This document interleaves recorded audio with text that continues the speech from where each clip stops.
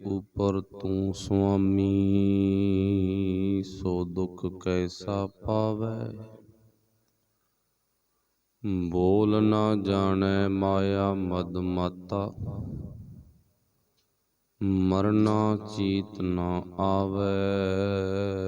मेरे राम राय, मेरे राम राय।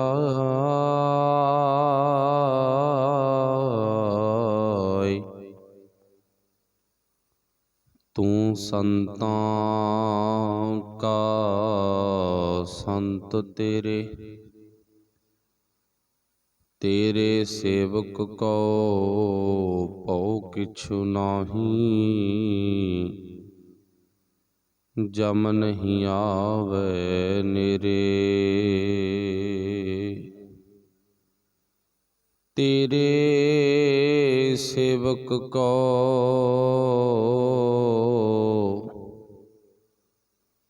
पौ किछु नाही।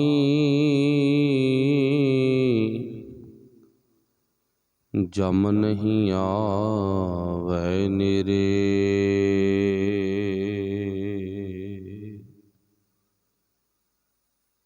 जबर शतर तख्त मालक साहिब श्री गुरु ग्रंथ साहिब महाराज सच्चे पातशाह जी दी पावन पवित्र हजूरी दे विच शशोभत गुरु प्यारिओ, आप बड़े सत्कारयोग वडभागे हो। मालक दी गोद विच बैठ के रब्बी बाणी दीयां विचारां सुनदे हो। आओ विचारां दी आरंभता करिए। सारियां ने गुरफतेह दी सांझ पाउणी। इक्के वार कहण ते बोलना जी आखिओ। वाहिगुरु जी का खालसा, वाहिगुरु जी की फतेह। विचारां चल रहीआं गुरु नानक साहब जी दे जीवन चों। पातशाह कलयुगी पांडे दा उधार करदियां होइआं एक नी आप जी नूं पता, पहली उदासी 1507 तो 1515। अड्डो अड्ड विद्वान भी लिखते ने, कोई 6,500 ते कोई 7,000 मील का जिक्र किया जाता। पातशाह जी पहली उदासी हिंदू यात्रावां वल इन्नी करते हैं, जिहदे विच नानक मत्ता, पीली भींत, अमलो, कुरुक्षेत्र, हरद्वार, जगन्नाथपुरी, अयोध्या आदक बड़ी नगर बड़ी शहरां दा छोटे वड्डियां दा जिक्र आउंदा। पर आपां जिथों जिथों सानूं विचार मिलदी है, चाहे वो गुरु नानक साहब आसाम च गए ने, बंगाल च गए ने, जैनियां दा उधार कीता, असीं सिੱਖਿਆ ਲੈਣੀ है। बस साडा मकसद सिੱਖਿਆ प्राप्त करना, जीवन च कमाउणा। धन श्री गुरु नानक देव महाराज इन्हां दौरियां दे दौरान पटने की धरती ते भी जाते आ। भूमिए चोर दा उधार, सालसराय जौहरी नूं भी दसदे ने किवें नौकर नाल सलूक करीदा ते सज्जन ठग नूं भी मिलते ने। वो आप सारे जानते हो, सुनिया भी आ, पढ़िया भी आ। हुण गुरु साहब जी आपां नूं पता तुलंबे की धरती ते पहुँचते ने। इन्हां दौरां दे समान, इन्हां दौरियां दे समय तां उत्थे सज्जन ठग दा उधार कीता। ਤੁਸੀਂ ਸਾਰੇ ਜਾਣਦੇ ਹੋ। ਸਾਖੀ ਸੰਖੇਪ ਜੀ ਵਿਚਾਰ ਆ। ਇਹ ਉਹ ਵਿਅਕਤੀ ਹੈ ਜਿਹੜਾ ਰੋਜ਼ਾਨਾ ਆਉਂਦਿਆਂ ਨੂੰ, ਜਾਂਦਿਆਂ ਨੂੰ, ਰਾਹੀਆਂ ਨੂੰ, ਯਾਤਰੀਆਂ ਨੂੰ ਸ਼ੱਕ ਦੀ ਨਿਗਾਹ ਤੇ ਵੱਢ ਦਿੰਦਾ, ਮਾਰ ਦਿੰਦਾ ਤੇ ਉਹਨਾਂ ਕੋਲੋਂ ਧਨ ਦੌਲਤ ਲੁੱਟ ਲੈਂਦਾ ਹੈ। ਕਿਉਂਕਿ ਇਹਦਾ ਰੋਜ਼ ਦਾ ਇਹ ਤਜਰਬਾ ਹੋ ਚੁੱਕਿਆ ਹੈਗਾ। ਇਹਨੇ ਆਪਣੇ ਵੱਲੋਂ ਮੰਨਿਆ ਗਿਆ ਵੀ ਥੋੜੀ ਜੀ ਰਿਹਾਇਸ਼ ਵੀ ਬਣਾਈ ਆ, ਉਹਦੇ ਵਿੱਚ ਰਹਿਣ ਦਾ ਪ੍ਰਬੰਧ ਵੀ ਕਰਦਾ ਤੇ ਆਪਣੇ ਵੱਲੋਂ ਜਿਵੇਂ ਜੇ ਹੋ ਸਕਦਾ ਖਾਣਾ ਦਾਣਾ ਛਕਾਉਣ ਦੀ ਵੀ ਕੋਸ਼ਿਸ਼ ਕਰਦਾ। ਖਾਣੇ ਵਿੱਚ ਵੀ ਜ਼ਹਿਰ ਮਿਲਾਉਂਦਾ, ਨਹੀਂ ਕਿਉਂ ਠੀਕ ਆਉਂਦਾ ਉਦਾਂ ਧੱਕੇ ਦੇ ਨਾਲ ਜ਼ਬਰਦਸਤੀ ਵੱਢ ਕੱਟ ਕੇ ਮਾਰ ਦਿੰਦਾ ਗਾ। ਪਰ ਇੱਥੇ ਧੰਨ ਗੁਰੂ ਨਾਨਕ ਦੇਵ ਮਹਾਰਾਜ ਜੀ ਪਹੁੰਚਦੇ ਨੇ। ਸੰਖੇਪ ਵਿਚਾਰਾ ਪਿਆਰਿਓ, ਧਿਆਨ ਦਿਓ ਬਸ। ਸਤਿਗੁਰੂ ਗੁਰੂ ਨਾਨਕ ਪਾਤਸ਼ਾਹ ਜੀ ਜਦੋਂ ਪਹੁੰਚੇ ਨੇ ਤੇ ਸੱਜਣ ਦੇ ਮਨ ਵਿੱਚ ਖਿਆਲ ਚੱਲ ਪਏ ਵੀ ਅੱਜ ਇਹ ਜਿਹੜਾ ਰਾਹੀ ਆ ਨਾ, ਇਹਦਾ ਲਿਬਾਸ ਦੱਸਦਾ, ਇਹਦਾ ਚਿਹਰਾ ਦੱਸਦਾ ਵੀ ਕੋਈ ਇਹ ਦੁਨੀਆ ਦਾ ਪ੍ਰਮੁੱਖ ਵਿਅਕਤੀ ਆ। ਤੇ ਕੁਦਰਤੀ ਅੰਦਾਜ਼ਾ ਹੁੰਦਾ ਤੇ ਜਿਹੜਾ ਦੁਨੀਆ ਦੇ ਵਿੱਚ ਕੋਈ ਮੰਨਿਆ ਤੰਨਿਆ ਹੋਵੇ ਤੇ ਉਹਦੇ ਕੋਲੇ ਪੈਸੇ ਹੋਣੇ ਸੁਭਾਵਿਕ ਹੀ ਆ, ਕੁਦਰਤੀ ਨਿਯਮ ਆ ਨਾ।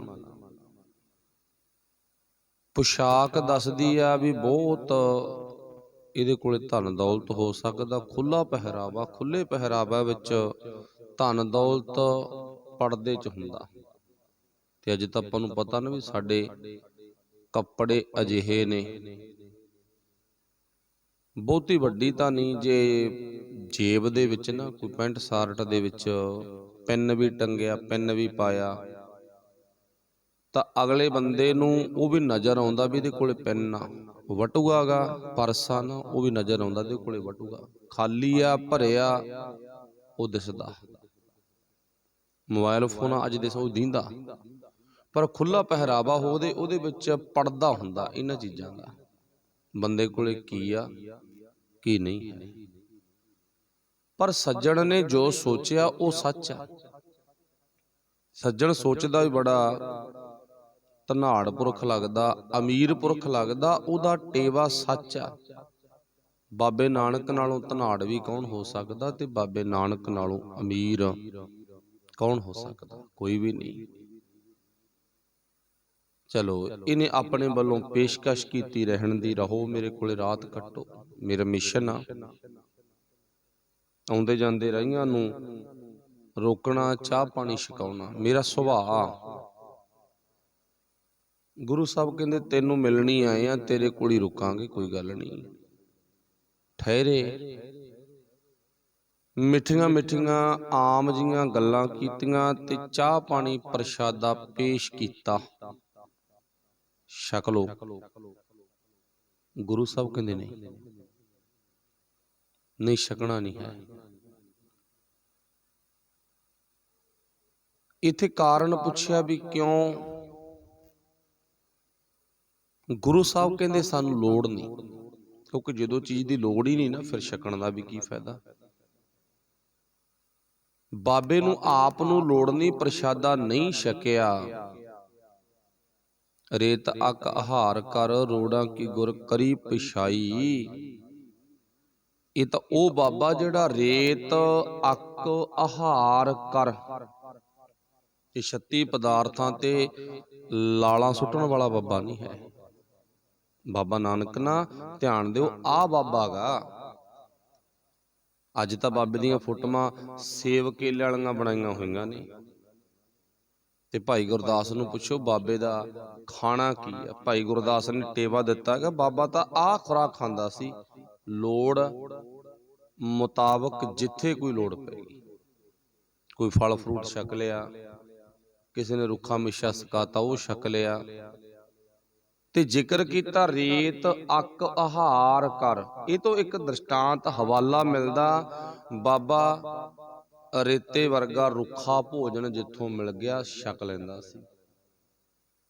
ਕੋਈ ਬੇਹਾ ਤਵੇਹਾ ਭੋਜਨ, ਕੌੜਾ ਕਸੈਲਾ ਭੋਜਨ ਮਿਲ ਗਿਆ, ਅੱਕ ਦੀਆਂ ਕੁਕੜੀਆਂ ਵਰਗਾ ਛਕ ਲੈਂਦਾ ਸੀ। ਬਾਬੇ ਦਾ ਸੁਭਾਅ ਆ ਗਿਆ। ਬਾਬਾ ਕਿਸੇ ਦੇ ਘਰੇ ਜਾ ਕੇ ਨਖਰੇ ਨਹੀਂ ਸੀ ਕਰਦਾ, ਪਰ ਮਾਫ ਕਰਨਾ ਗੱਲ ਇੱਥੇ ਕਹਿਣੀ ਲਾਜ਼ਮੀ ਬਣਦੀ ਆ ਵੀ ਅੱਜ ਕੋਈ ਬਾਬਾ ਕਿਸੇ ਦੇ ਘਰੇ ਵਗ ਜੇ ਤੇ ਸਾਰੇ ਟੱਬਰ ਦੇ ਬਿਪਤਾ ਦੇ ਵਿੱਚ ਪਾ ਦਿੰਦਾ। ਕਿਹੜੀ ਸਬਜ਼ੀ ਬਣਾਈਏ, ਕੀ ਖਵਾਈਏ, ਕੀ ਨਾ ਖਵਾਈਏ।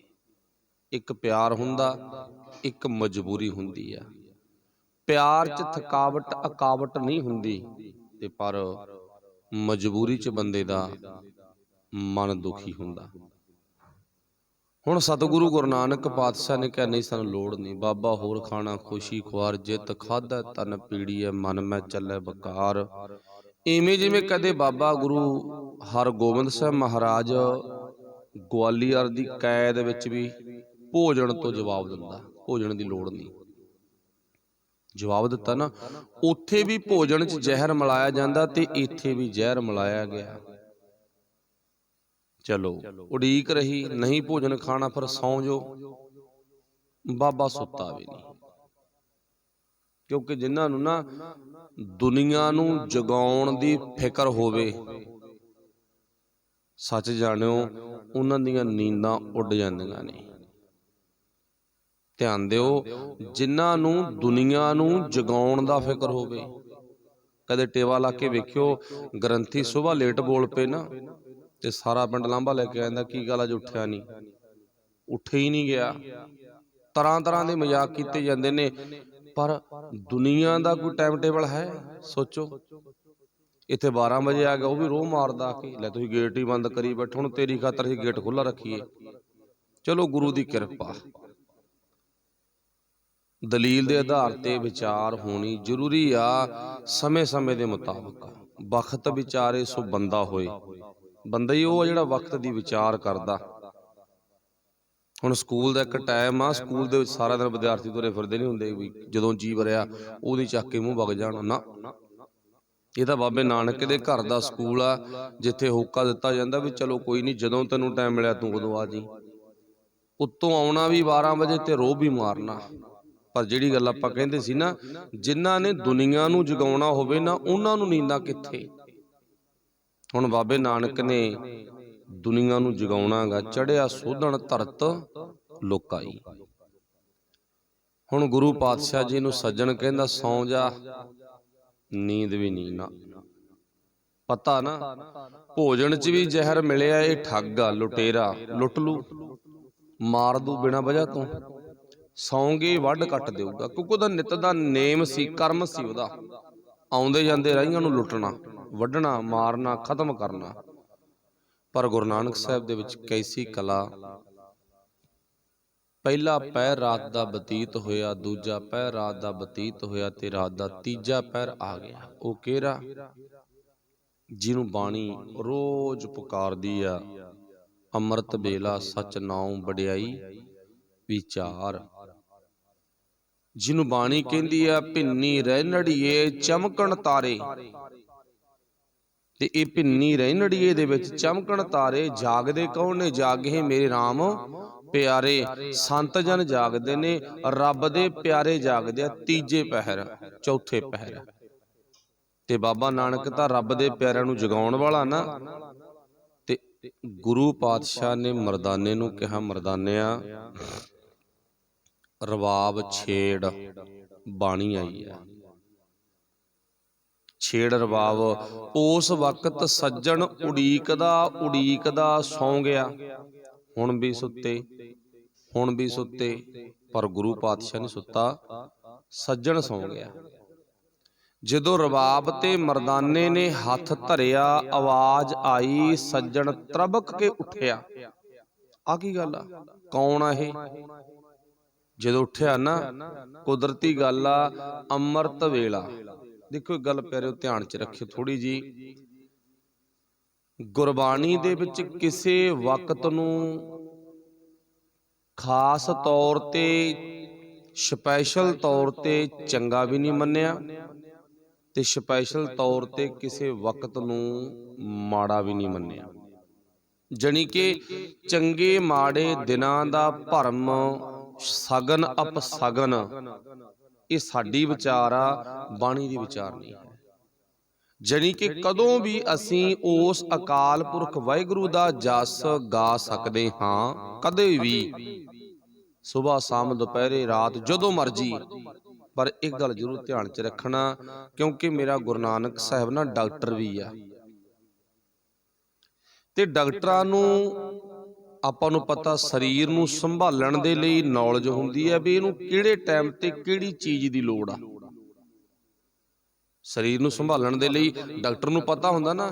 ਤੇ ਬਾਬੇ ਨੇ ਨੋਟ ਕਰਕੇ ਨਾ ਪੂਰੇ 8 ਪਹਿਰਾਂ ਦੇ ਵਿੱਚੋਂ ਸਾਨੂੰ ਰਾਤ ਦਾ ਤੀਜਾ ਤੇ ਚੌਥਾ ਪਹਿਰ ਦਿੱਤਾ। ਇਸ ਪਹਿਰ ਦੇ ਵਿੱਚ ਤੂੰ ਸੋਈ ਨਾ, ਉੱਠ ਖੜੀ। ਤੇ ਕਦੇ ਮਹਾਰਾਜ ਕਿਰਪਾ ਕਰੇ, ਹੁਣ ਆਪਣਾ ਇਤਿਹਾਸ ਦੀ ਵਿਚਾਰ ਚੱਲਦੀ ਆ, ਇਸ ਵਕਤ ਤੇ ਨਾ ਜ਼ਰੂਰ ਵਿਚਾਰ ਕਰਾਂਗੇ। ਗੁਰੂ ਸਾਹਿਬ ਨੇ ਸਾਨੂੰ ਅੰਮ੍ਰਿਤ ਵੇਲਾ ਜਾਣੀ ਕਿ ਰਾਤ ਦੇ ਤੀਜੇ ਪਹਿਰ ਚੌਥੇ ਪਹਿਰ ਜਾਗਣ ਦਾ ਉਪਦੇਸ਼ ਕਿਉਂ ਦਿੱਤਾ। ਇਹਦਾ ਕੋਈ ਕਾਰਨ ਆ, ਇਹਦੀ ਕੋਈ ਵਜ੍ਹਾ, ਇਹਦਾ ਕੋਈ ਮਤਲਬ ਆ, ਇਹਦਾ ਕੋਈ ਮਤਲਬ ਆ। ਇੱਕ ਨਾ ਗੁਰੂ ਘਰਾਂ ਦੇ ਵਿੱਚੋਂ ਆਵਾਜ਼ ਆਉਂਦੀ ਹੁੰਦੀ ਆ ਤੜਕੇ ਤੜਕੇ। ਜਦੋਂ ਨਾ ਅੱਗੇ ਆਵਾਜ਼ ਸੁਣਦੇ ਉਹ ਸ਼ੱਕ ਪੈਦਾ ਹੁੰਦੀ ਵੀ ਇਹ ਤੜਕੋ ਤੜਕੀ ਗੁਰੂ ਘਰ ਝੂਠ ਬੋਲਿਆ ਜਾਂਦਾ। ਆਵਾਜ਼ ਕੀ ਸੀ? ਅੰਮ੍ਰਿਤ ਵੇਲੇ ਦਾ ਜਾਗਣਾ, ਜੇ ਕੋ ਜਾਗੇ ਨਿਤ, ਇੱਕ ਵਡਿੰਦੀ ਆਰਜਾ, ਦੂਜਾ ਸਾਹਿਬ ਆਵੈ ਚਿੱਤ। ਆਵਾਜ਼ ਦਿੱਤੀ ਜਾਂਦੀ। ਦੇਖੋ, ਇਹ ਕਿਸੇ ਗੁਰੂ ਗ੍ਰੰਥ ਸਾਹਿਬ ਮਹਾਰਾਜ ਜੀ ਦੀ ਪਾਵਨ ਬਾਣੀ ਦੀ ਤੁਕ ਨਹੀਂ ਹੈ, ਇੱਕ ਆਮ ਕਹਾਵਤ ਆ। ਅੰਮ੍ਰਿਤ ਵੇਲੇ ਦਾ ਜਾਗਣਾ, ਜੇ ਕੋ ਜਾਗੈ ਨਿਤ, ਜਿਹੜਾ ਬੰਦਾ ਨਿਤ ਜਾਗਦਾ। ਉਹਦੇ ਵਿੱਚੋਂ ਇੰਨਾ ਕੀ ਹਵਾਲਾ ਦੇਵਾਂ, ਇਸ ਤੁਕ ਦੇ ਵਿੱਚੋਂ ਇੱਕ ਇਸ਼ਾਰਾ ਮਿਲ ਗਿਆ, ਕਹਿੰਦੇ ਬੰਦੇ ਦੀ ਉਮਰ ਦੇ ਵਿੱਚ ਵਾਧਾ ਹੁੰਦਾ। ਪਰ ਉਹ ਕਿਉਂ ਹੁੰਦਾ, ਕਿਵੇਂ ਹੁੰਦਾ, ਇਹਦੇ ਤੇ ਕਦੇ ਵਿਚਾਰ ਫੇਰ ਹੋਊਗੀ। ਵੈਸੇ ਬੰਦੇ ਦੀ ਉਮਰ ਤਾਂ ਵੱਧਦੀ ਨਹੀਂ, ਜਿਵੇਂ ਪਾਤਸ਼ਾਹ ਨੇ ਲਿਖਤੀ ਉਵੇਂ ਹੋਣੀ ਆ, ਪਰ ਇਹਦੇ ਵਿੱਚ ਇੱਕ ਡਾਕਟਰੀ ਨੁਕਤੇ ਦੇ ਮੁਤਾਬਕ ਉਮਰ 'ਚ ਵਾਧਾ ਹੁੰਦਾ। ਬਸ ਇੱਥੋਂ ਸਿੱਧ ਹੋ ਗਿਆ, ਜਿਨ੍ਹਾਂ ਨੇ ਉਮਰ ਵਧਾਉਣੀ ਆ ਭਾਈ ਅੰਮ੍ਰਿਤ ਵੇਲੇ ਉੱਠਣਾ ਸ਼ੁਰੂ ਕਰ ਦਿਓ। ਬਾਬੇ ਨੇ ਆ ਕਹਿਤਾ। ਜਿਨ੍ਹਾਂ ਨੇ ਉਮਰ ਵੱਡੀ ਕਰਨੀ ਆ, ਜਿਨ੍ਹਾਂ ਨੇ ਛੇਤੀ ਮਰਨਾ ਗਾ, ਉਹ ਭਾਈ ਲੇਟ ਉੱਠ ਖੜਿਆ ਕਰੋ। ਚਲੋ ਬਸ ਇੰਨਾ ਧਿਆਨ 'ਚ ਰੱਖਿਓ ਵੀ ਆਪਾਂ ਕਿੱਦਾਂ ਵਿਚਾਰ ਕਰਾਂਗੇ। ਮਾਲਕ ਨੂੰ ਆਪੇ ਟਾਈਮ ਦਿਓ ਆਪਾਂ ਨੂੰ, ਤੁਸੀਂ ਟਾਈਮ ਦੇਣਾ ਵੀ ਅੱਜ ਦਿਨ ਵਿਚਾਰ ਕਰਨੀ ਆ, ਤੇ ਜ਼ਰੂਰ ਇਹ ਤੇ ਆਪਾਂ ਛੋਟੀ ਮੋਟੀ ਵਿਚਾਰ ਕਰਾਂਗੇ। ਹੁਣ ਇੱਥੇ ਗੁਰੂ ਨਾਨਕ ਸਾਹਿਬ ਨੇ ਅੰਮ੍ਰਿਤ ਵੇਲੇ ਜਾਣੀ ਕਿ ਵੱਡੇ ਤੜਕੇ ਰਵਾਬ ਛੇੜੀ ਤੇ ਸੱਜਣ ਖੜਾ ਹੋ ਗਿਆ। ਕੁਦਰਤੀ ਗੱਲ ਆ, ਤੜਕੋ ਤੜਕੀ ਨਾ ਬੰਦੇ ਦਾ, ਚੋਰ ਦਾ ਵੀ, ਠੱਗ ਦਾ ਵੀ, ਲੁਟੇਰੇ ਦਾ ਵੀ ਦਿਮਾਗ ਆ ਜਿਹੜਾ ਉਹ ਫਰੈਸ਼ ਹੁੰਦਾ। ਜਦੋਂ ਉੱਠਿਆ ਸੱਜਣ, ਅੱਗੇ ਤਾਂ ਨਹੀਂ ਸੀ ਕਦੇ ਉੱਠਿਆ, ਅੱਗੇ ਤਾਂ ਲੇਟ ਹੀ ਉੱਠਦਾ ਸੀਗਾ। ਜਦੋਂ ਅੱਜ ਉੱਠਿਆ ਤੇ ਹੁਣ ਬਾਬਾ ਨਾਨਕ ਸੱਜਣ ਦੀ ਉਮਰ ਵਧਾ ਗਿਆ, ਦਵਾਈ ਦੇ ਗਿਆ ਉਮਰ ਵੱਡੀ ਹੋਣ ਦੀ। ਤਾਂ ਮਰ ਜਾਣਾ ਸੀ ਛੇਤੀ, ਇਹਨੇ ਖਤਮ ਹੋ ਜਾਣਾ ਸੀਗਾ। ਹੁਣ ਗੁਰੂ ਨਾਨਕ ਸਾਹਿਬ ਨੇ ਸ਼ਬਦ ਗਾਇਆ, ਊਜਲ ਕਹਿਆ ਚਿਲਕਣਾ, ਘੋਟ ਮਕਾਲੜੀ ਮਸ, ਧੋਤਿਆਂ ਜੂਠ ਨਾ ਉਤਰੈ, ਜੇ ਸੌ ਧੋਵਾਂ ਤਿਸ, ਸੱਜਣ ਸਈ ਨਾਲ ਮੈਂ, ਚਲਦਿਆਂ ਨਾਲ ਚਲਨ, ਜਿੱਥੈ ਲੇਖਾ ਮੰਗੀਐ ਤਿੱਥੈ ਖੜੈ ਦਸਨ। ਜਾਣੀ ਕਿ ਇਹ ਰਾਗ ਨੂੰ, ਇਸ ਰਾਗ ਸੂਹੀ ਰਾਗ ਦੇ ਵਿੱਚ ਨਾ ਗੁਰੂ ਨਾਨਕ ਸਾਹਿਬ ਨੇ ਪੂਰਾ ਸ਼ਬਦ ਗਾਇਆ। ਇਹ ਜਿਉਂ-ਜਿਉਂ ਗੁਰੂ ਸਾਹਿਬ ਸ਼ਬਦ ਗਾਉਂਦੇ ਗਏ ਤੇ ਸੱਜਣ ਗੁਰੂ ਸਾਹਿਬ ਦੇ ਚਰਨਾਂ ਦੇ ਨੇੜੇ ਹੁੰਦਾ ਗਿਆ। ਅਖੀਰ ਸ਼ਬਦ ਸੰਪੂਰਨ ਹੋਇਆ। ਸੱਜਣ ਨੇ ਗੁਰੂ ਨਾਨਕ ਸਾਹਿਬ ਦੇ ਪੈਰ ਪਕੜ ਲਏ, ਕਹਿੰਦਾ ਜੋ ਤੂੰ ਸ਼ਬਦ ਵਿੱਚ ਗਾਇਆ, ਮੈਨੂੰ ਇਉਂ ਲੱਗਦਾ ਵੀ ਜਾਂ ਤਾਂ ਤੈਨੂੰ ਕਿਸੇ ਨੇ ਪਹਿਲਾਂ ਦੱਸਿਆ ਤੇ ਜਾਂ ਤੂੰ ਬਹੁਤ ਜ਼ਿਆਦਾ ਭਲਾ ਮਾਨਸ ਬੰਦਾ, ਤੇ ਮੈਨੂੰ ਬਖਸ਼ ਲਾ। ਜਦੋਂ ਬੇਨਤੀ ਕੀਤੀ ਨਾ, ਮੈਂ ਆ ਠੱਗ ਤੇ ਤੂੰ ਮੈਨੂੰ ਬਾਣੀ 'ਚ ਸਾਰਾ ਕੁਝ ਦੱਸਦਾ। ਅੱਜ ਵੀ ਇਵੇਂ ਹੁੰਦਾ। ਕਈ ਵਾਰ ਨਾ ਜਦੋਂ ਬਾਣੀ 'ਚੋਂ ਵਿਚਾਰ ਚੱਲਦੀ ਹੋਵੇ, ਬੰਦੇ ਤੇ ਗੱਲ ਢੁੱਕ ਜਾਂਦੀ ਆ, ਤੇ ਬੰਦੇ ਨੂੰ ਜੱਜਮੈਂਟ ਕੀ ਹੁੰਦੀ, ਲੈ ਤਾਂ ਮੈਨੂੰ ਦੇਖ ਕੇ ਮੈਨੂੰ ਹੀ ਕਹੀ ਜਾਂਦੇ ਆ। ਨਾ, ਹੁਣ ਬਾਬੇ ਨਾਨਕ ਨੇ ਸੱਜਣ ਨੂੰ ਦੇਖ ਕੇ ਸੱਜਣ ਤੇ ਥੋੜੀ ਗੱਲ ਲਾਈ ਸੀ। ਜਦੋਂ ਬਾਬੇ ਨੇ ਬਾਣੀ ਗਾਈ, ਸੱਜਣ ਤੇ ਢੁੱਕ ਗਈ। ਸੱਜਣ ਕਹਿੰਦਾ ਤਾਂ ਜਿੰਨੀਆਂ ਗੱਲਾਂ ਤੂੰ ਬੋਲੇਗਾ ਨਾ, ਸਾਰੀਆਂ ਗਲਤੀਆਂ ਮੇਰੇ 'ਚ ਆ, ਸਾਰੀਆਂ ਗਲਤੀਆਂ ਮੇਰੇ 'ਚ ਆ, ਕਰ ਦੇ ਉਧਾਰ ਬਖਸ਼ ਲੈ। ਸੱਚ ਜਾਣਿਓ, ਇੰਨੇ ਲੰਮੇ ਟਾਈਮ ਤੋਂ ਰੋਜ਼ 1 2 4 5 ਕਤਲ ਕਰਨ ਵਾਲਾ ਵਿਅਕਤੀ ਅੱਜ ਕਤਲ ਕਰਨੋਂ ਹਟ ਗਿਆ। ਇੰਨੇ ਲੰਮੇ ਟਾਈਮ ਤੋਂ ਰੋਜ਼ ਲੋਕਾਂ ਨੂੰ ਲੁੱਟਣ ਵਾਲਾ ਵਿਅਕਤੀ ਅੱਜ ਲੁੱਟਣੋਂ ਹਟ ਗਿਆ। ਇੰਨੇ ਲੰਮੇ ਟਾਈਮ ਤੋਂ ਨਾ ਰੋਜ਼ ਲੋਕਾਂ ਦੇ ਦਿਲ ਦਿਖਾਉਣ ਵਾਲਾ ਵਿਅਕਤੀ ਅੱਜ ਬਾਬੇ ਨਾਨਕ ਦਾ ਯਾਰ ਬਣ ਗਿਆ, ਬਾਬੇ ਨਾਨਕ ਦਾ ਮਿੱਤਰ ਬਣ ਗਿਆ। ਬਾਬੇ ਨਾਨਕ ਨੇ ਬਖਸ਼ਿਸ਼ ਕੀਤੀ। ਫਿਰ ਪਾਤਸ਼ਾਹ ਇਸੇ ਪ੍ਰਚਾਰਕ ਦੌਰਿਆਂ ਦੇ ਸਮੇਤ ਇਹ ਵਿੱਚੋਂ ਦੀ ਆਪਾਂ ਗੱਲ ਰਹਿ ਗਈ ਸੀ ਤਾਂ ਅੱਜ ਸਾਂਝੀ ਕੀਤੀ ਆ। ਤੇ ਗੁਰੂ ਪਾਤਸ਼ਾਹ ਜੀ ਜਗਨਨਾਥਪੁਰੀ ਤੋਂ ਆਪਾਂ ਨੂੰ ਪਤਾ ਵੀ ਅਲੱਗ-ਅਲੱਗ ਥਾਵਾਂ ਤੇ ਗਏ ਨੇ। ਇਹਦੇ ਵਿੱਚ ਜ਼ਿਕਰ ਆਉਂਦਾ ਪਟਨੇ ਦਾ ਵੀ, ਇਹਦੇ ਵਿੱਚ ਜ਼ਿਕਰ ਆਉਂਦਾ ਅਸਾਮ ਦਾ, ਬੰਗਾਲ ਦਾ ਵੀ, ਲਖਨਊ ਆਦਿਕ, ਜਾਣੀ ਕਿ ਟੋਟਲ ਉਹ ਕਿਹੜੀ ਜਗ੍ਹਾ ਜੋ ਤੁਸੀਂ ਪੜ੍ਹੋਗੇ ਨਾ ਪਿੰਡਾਂ ਦੇ, ਮੇਰੇ ਵੀ ਪਿੰਡ ਨਹੀਂ ਯਾਦ ਹੈਗੇ ਜਿੱਥੇ ਜਿੱਥੇ ਬਾਬਾ ਗਿਆ ਹੈਗਾ। ਹੁਣ ਉੱਥੇ ਲਿਖਾਰੀਆਂ ਦਾ ਸਿੱਧੀ ਡਿਟੇਲ ਦਿੱਤੀ ਨੇ ਵੀ ਆਹ ਪਿੰਡਾਂ ਵਿੱਚੋਂ ਦੀ ਬਾਬਾ ਲੰਘਣਿਆ, ਆਹ ਸ਼ਹਿਰਾਂ ਵਿੱਚੋਂ ਦੀ ਬਾਬਾ ਲੰਘਿਆ। ਆਪਾਂ ਮੋਟਾ ਪੱਖ ਲੈਨੇ ਜਿੱਥੇ ਜਿੱਥੇ ਗੁਰੂ ਸਾਹਿਬ ਨੇ ਕੋਈ ਕਾਰਨਾਮਾ ਕੀਤਾ ਹੈਗਾ। ਹੁਣ ਅਸਾਮ ਦੇ ਵਿੱਚ, ਬੰਗਾਲ ਦੇ ਵਿੱਚ ਕੀ ਕੁਛ ਹੁੰਦਾ ਸੀ? ਬੰਮ ਮਾਰਗੀਆਂ ਦਾ ਮਤਲਬ ਕਿ ਪ੍ਰਭਾਵ ਸੀ। ਅੱਛਾ, ਕਮਾਲ ਦੇਖੋ ਤੁਸੀਂ, ਅਸਾਮ ਬੰਗਾਲ ਦੇ ਵਿੱਚ ਨਾ ਇੱਕ ਤਾਂ ਲੋਕ ਜਾਦੂ ਟੂਣੇ ਤੇ ਵਿਸ਼ਵਾਸ ਵਾਲਾ ਕਰਦੇ ਸੀ। ਅੱਜ ਵੀ ਸ਼ਾਇਦ ਬੰਗਾਲ ਦਾ ਜਿਹੜਾ ਜਾਦੂ ਆ ਉਹ ਮੰਨਿਆ ਜਾਂਦਾ ਗਾ, ਮਸ਼ਹੂਰ ਆ। ਤੇ ਦੂਜੇ ਨੰਬਰ ਤੇ ਇੱਕ ਬੜਾ ਭੈੜਾ ਕਰਮ ਹੁੰਦਾ ਸੀ ਇੱਥੇ। ਉਹ ਕਿਹੜਾ ਹੁੰਦਾ ਸੀ? ਲੋਕ ਸ਼ਰਾਬ ਪੀ ਕੇ, ਨਸ਼ੇ ਕਰਕੇ ਮਾੜੇ ਕੰਮ ਕਰਨ ਨੂੰ ਧਰਮ ਮੰਨੀ ਬੈਠੇ ਸੀ। ਕਮਾਲ ਆ ਹਨਾ। ਕੋਈ ਨਿੱਕਾ ਮੋਟਾ ਟੇਢਾ ਵਿੰਗਾ ਕੰਮ ਤਾਂ ਹਰੇਕ ਹੀ ਕਰਦਾ ਵੀ, ਕਿਸੇ ਨੇ ਧਾਗੇ ਬੰਨ ਲਏ, ਕਿਸੇ ਨੇ ਮਾਲਾ ਪਾ ਲਈ, ਕਿਸੇ ਨੇ ਕੁਛ ਕਰ ਲਿਆ, ਕਿਸੇ ਨੇ ਕੁਛ ਕਰ ਲਿਆ। ਇਹ ਤਾਂ ਆਪਾਂ ਆਮ ਹੀ ਸੁਣਦੇ ਆ। ਪਰ ਇੱਥੋਂ ਦਾ ਸਿਸਟਮ ਕੀ ਆ? ਨਸ਼ੇ ਕਰਕੇ ਸ਼ਰਾਬਾਂ ਪੀਣੀਆਂ ਤੇ ਅੱਗੇ ਮਾੜੇ ਕੰਮ ਕਰਨੇ, ਮਾੜੇ ਕੰਮ ਕਰਨ ਨੂੰ ਹੀ ਧਰਮ ਮੰਨਿਆ ਹੋਇਆ ਸੀ। ਤੇ ਆਪਾਂ ਸੋਚਾਂਗੇ ਵੀ ਤਾਂ ਹੋ ਹੀ ਨਹੀਂ ਸਕਦਾ। ਹੁੰਦਾ ਭਾਈ ਪਟਿਆਲੇ ਕਾਲੀ ਦੇ ਮੰਦਿਰ ਚ ਵਗ ਜਾਓ, ਬਹੁਤੀ ਦੂਰ ਨਾ ਜਾਓ। ਇੱਥੇ ਆਪਣੇ ਆਸੇ ਪਾਸੇ ਬੜੇ ਅਜਿਹੇ ਡੇਰੇ ਨੇ ਜਿੱਥੇ ਸ਼ਰਾਬਾਂ ਚੜ੍ਹਦੀਆਂ ਨੇ। ਆਪਣੇ ਆਸੇ ਪਾਸੇ ਬੜੇ ਡੇਰੇ ਨੇ ਜਿੱਥੇ ਸਿਗਰਟਾਂ, ਸੁਲਫਾ, ਸੁੱਖਾ, ਗਾਂਜਾ ਆਦਿਕ ਲੋਕਾਂ ਨੂੰ ਪਿਆਇਆ ਜਾਂਦਾ ਹੈਗਾ। ਪੀ ਲੋ ਤੇ ਕੀ ਮੰਨਿਆ ਜਾਂਦਾ? ਇਹ ਵੀ ਧਰਮ ਮੰਨਿਆ ਜਾਂਦਾ। ਕਹਿੰਦੇ ਧਰਮ ਆ ਇਹ, ਕਹਿੰਦੇ ਭੋਲੇਨਾਥ ਦਾ ਕਹਿੰਦੇ ਨਸ਼ਾ ਸੁੱਖਾ ਪੀਣਾ। ਕਮਾਲ ਵਾਲਾ। ਸੋ ਸੋਚ ਕੇ ਦੇਖੋ। ਅੱਛਾ, ਫਿਰ ਮਾੜੇ ਕੰਮ ਕਰਨਾ ਵੀ ਕਹਿੰਦੇ ਧਰਮ ਆ। ਤੇ ਹੁਣ ਸੱਚੀ ਜੀ ਗੱਲ ਮੈਂ ਇੱਕ ਜ਼ਰੂਰ ਬੋਲੂੰਗਾ, ਰਿਹਾ ਨਹੀਂ ਜਾਂਦਾ। ਕ੍ਰਿਸ਼ਨ ਨੇ ਵੀ ਨਾ, ਦੇਖੋ ਆਮ ਲੋਕ ਤਾਂ ਕਹਿੰਦੇ ਆ ਵੀ ਉਹਦੀਆਂ 360-65 ਗੋਪੀਆਂ ਸੀ। ਪਰ ਜਦੋਂ ਆਪਾਂ ਡਿਟੇਲ 'ਚ ਪੜ੍ਹਦੇ ਆ ਨਾ, ਕਵੀਆਂ ਨੇ ਅਲੱਗ-ਅਲੱਗ ਜ਼ਿਕਰ ਕੀਤਾ, ਪਰ ਇੱਕ ਕਵੀ ਨੇ ਇੰਨੀ ਵਧੀਆ ਡਿਟੇਲ ਦਿੱਤੀ ਆ। ਤੇ ਉਹ ਬੁੱਕ ਦਾ ਨਾਮ ਕੀ ਆ? ਪੁਰਾਣਿਕ ਕਥਾਵਾਂ ਦਾ ਅੰਤ। ਜਿਹਨੇ ਪੜ੍ਹ ਲਈ ਉਹ ਕਿਸੇ ਪੁਰਾਣੀ ਗੱਲ ਤੇ ਵਿਸ਼ਵਾਸ ਨਹੀਂ ਕਰੂ ਕਦੇ ਵੀ। ਚਲੋ, ਉਹ ਕਹਿੰਦਾ 16,808 ਗੋਪੀਆਂ। ਕਮਾਲ ਵਾਲਾ। ਉਹ ਇਸੇ ਨੂੰ ਧਰਮ ਮੰਨੀ ਬੈਠਾ। ਅੱਛਾ, ਉਹਦੇ ਚੇਲਿਆਂ ਨੇ ਗਾਂ ਹੋਰ ਧਰਮ ਮੰਨ ਲਿਆ। ਤੇ ਆਸਾ ਦੀ ਵਾਰ ਵਿੱਚ ਬਾਬੇ ਨਾਨਕ ਨੇ ਮੂੰਹ ਤੇ ਘੁਮਾ ਚਪੇੜਾ ਮਾਰੀਆਂ ਨੇ। ਦੇਖੋ, ਆਪਾਂ ਕੱਲ ਵੀ ਜ਼ਿਕਰ ਕੀਤਾ ਸੀ, ਸੁਖਮਣੀ ਨੂੰ ਕਿਹਾ ਜਾਂਦਾ ਵੀ ਪੜ੍ਹ, ਆਸਾ ਦੀ ਵਾਰ ਨੂੰ ਕੋਈ ਨਹੀਂ ਕਹਿੰਦਾ ਵੀ ਪੜ੍ਹ। ਆਸਾ ਦੀ ਵਾਰ ਪੜ੍ਹੀ ਜਾਂਦੀ ਹੈ, ਗਾਈ ਜਾਂਦੀ ਆ, ਪਰ ਵਿਚਾਰ ਨਹੀਂ ਹੁੰਦੀ। ਤੇ ਵਾਹਿਗੁਰੂ ਭਲਾ ਕਰੇ। ਆਸਾ ਦੀ ਵਾਰ ਵਿੱਚ ਬੜਾ ਮੇਰੇ ਮਾਲਕ ਨੇ ਖੁੱਲ੍ਹ ਕੇ ਜ਼ਿਕਰ ਕੀਤਾ ਹੋਇਆ ਅਜਿਹੇ ਧਰਮੀ ਬੰਦਿਆਂ ਦਾ। ਪਰ ਇਹ ਧਰਮੀ ਨਹੀਂ ਸਨ, ਇਹ ਕੁਕਰਮੀ ਸਨ। ਇਹਨਾਂ ਨੇ ਕੁਕਰਮ ਕਰਨ ਨੂੰ ਹੀ ਧਰਮ ਮੰਨਿਆ ਹੋਇਆ ਸੀਗਾ, ਮਾੜੇ ਕੰਮ ਕਰਨ ਨੂੰ ਧਰਮ ਮੰਨਿਆ ਹੋਇਆ ਸੀਗਾ। ਅੱਜ ਵੀ ਸਾਡੇ ਸਮਾਜ 'ਚ ਬੜੇ ਡੇਰੇ ਨੇ ਜਿੱਥੇ ਭੈੜੇ ਕੰਮ ਕਰਨ ਨੂੰ ਧਰਮ ਮੰਨਿਆ ਹੋਇਆ। ਅਸੀਂ ਸਹਿਮਤੀ ਦਿੰਦੇ ਹਾਂ ਨਾਲ। ਬਚੋ ਭਾਈ, ਬਾਬੇ ਨਾਨਕ ਤੋਂ ਬਿਨਾਂ ਹੋਰ ਨੂੰ ਨਾ ਕਿਸੇ ਨੂੰ ਮੰਨੋ ਜੋ, ਬਸ ਬੇਨਤੀ ਹੈ। ਇੱਕ ਇਹੀ ਆ ਨਾ, ਗੁਰੂ ਗ੍ਰੰਥ ਸਾਹਿਬ ਮਹਾਰਾਜ ਕੋਲੇ ਆਪਣੀ ਨੌਜਵਾਨ ਧੀ ਆ ਕੇ ਬੈਠੇ, ਬਾਣੀ ਪੜ੍ਹੇ, ਗੁਰੂ ਗ੍ਰੰਥ ਸਾਹਿਬ ਦੀ ਤਾਬਿਆ ਬੈਠ ਕੇ ਗੁਰੂ ਪਾਤਸ਼ਾਹ ਤੇ ਚਵਰ ਚਲਾਉਣ ਦੀ ਸੇਵਾ ਕਰੇ। ਤੇ ਕੋਈ ਵੀ ਵਿਅਕਤੀ ਪਿੰਡ ਦਾ, ਨਗਰ ਦਾ, ਸ਼ਹਿਰ ਦਾ, ਇਲਾਕੇ ਦਾ, ਤੇ ਸਾਡੀ ਨੌਜਵਾਨ ਧੀ ਨੂੰ ਸ਼ੱਕ ਦੀ ਨਿਗਾਹ ਨਾਲ ਨਹੀਂ ਵੇਖੂਗਾ। ਇਹ ਗਰੰਟੀ ਆ, ਕੋਈ ਨਹੀਂ ਵੇਖੂਗਾ। ਉਹੀ ਧੀ ਕਿਸੇ ਬਾਬੇ ਦੇ ਡੇਰੇ ਵਿੱਚ ਜਾ ਕੇ ਇਦਾਂ ਦੀ ਸੇਵਾ ਕਰੇ, ਚੌਰ ਕਰੇ, होर धर्मियां वाले कर्म करे ते चेता रखियो साडे रिश्तेदारी कहन लग जांदे ने अपने, ना भाई धी मुटियार हो गई उत्थे ना तोरिया कर, नहीं भाई तेरी नूंह ना बहुत मुटियार आ, ना ना ना उत्थे ना तोरिया कर, तू भेजिया ना कर। भावें सानू 101% यकीन होवे, पर नहीं, उत्थे साडे गुआंढियां ने, साडे पिंड वालियां ने, साडे रिश्तेदारां ने शक दी निगाह नाल वेखिया, पर बाबे नानक कोले बैठे लोकां नू कोई शक दी निगाह नाल नहीं वेखदा। आ गल नोट करियो।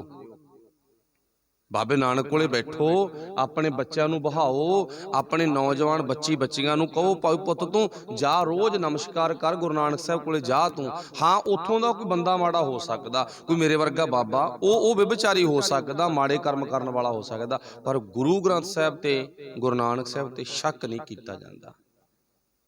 ते हुण पातशाह जी ने ਜਦੋਂ ਬੰਗਾਲ ਅਸਾਮ ਦੀ ਫੇਰੀ ਲਾਈ ਆ ਨਾ, ਇੱਥੇ ਜਾਦੂ ਟੂਣੇ ਟਾਮਣ ਆਦਿਕ ਮਾੜੇ ਕੰਮ ਕਰਨੇ, ਸ਼ਰਾਬਾਂ ਪੀਣੀਆਂ, बस जो मैं लफज इत्थे माफ़ करना, मेरी औकात छोटी आ, जो उत्थे कुछ हो रहा बस इन्नी कह के आपां अगे लंघ सकते हैं भी गंदे कर्म करन नूं धर्म मन्निया जांदा सी। धन आ बाबा नानका, ताइयों तैनूं बाणी च लिखिया सब ते वड्डा सतगुर नानक। एवें नहीं तैनूं कहागा नहीं की लोड़ आ बंगाल जाण दी, की लोड़ आ आसाम जाण दी, लोड़ सी कोई? आपां आम ही कह दिंदे आ अपना काम हो गया, की लैणा गुआंढियां तों, अपने पंजाब का काम हो गया, की लैना हरियाणे वालियां तो, हरियाणे वालियां दा काम हो गया, की लैना अगे राजस्थान वालियां तो, क्या लैना? मतलब आम ही साडी सोच है भी आपां की लैना। पर धन आ सतगुरु नानक पातशाह, तू तां कित्थे कित्थे गया है ना, कोई चीन भी गया मेरा मालक, चलो अगे जाके जिक्र आऊ, चीन दे विच कमाल है ना। सतगुरु पातशाह ने आसाम बंगाल दे विच मंदे कर्म करन वालियां नूं रोकिया, वरजिया, बाणी सुनाई, बाणी दे लड़ लाया ते सच दा उपदेश दे के अगे चलदे ने। इत्थे एक नूर शाह जादूगरनी सी, नूर शाह जादूगरनी, ਉਹਦੇ ਤੇ ਵੀ ਬਹੁਤ ਮੰਦੜੇ ਕਰਮਾਂ ਦਾ ਪ੍ਰਭਾਵ ਸੀ। ਇਉਂ ਕਹਿ ਲੋ ਵੀ ਇਲਾਕੇ ਦੀ ਸਭ ਤੋਂ ਘਟੀਆ ਔਰਤ ਸੀ।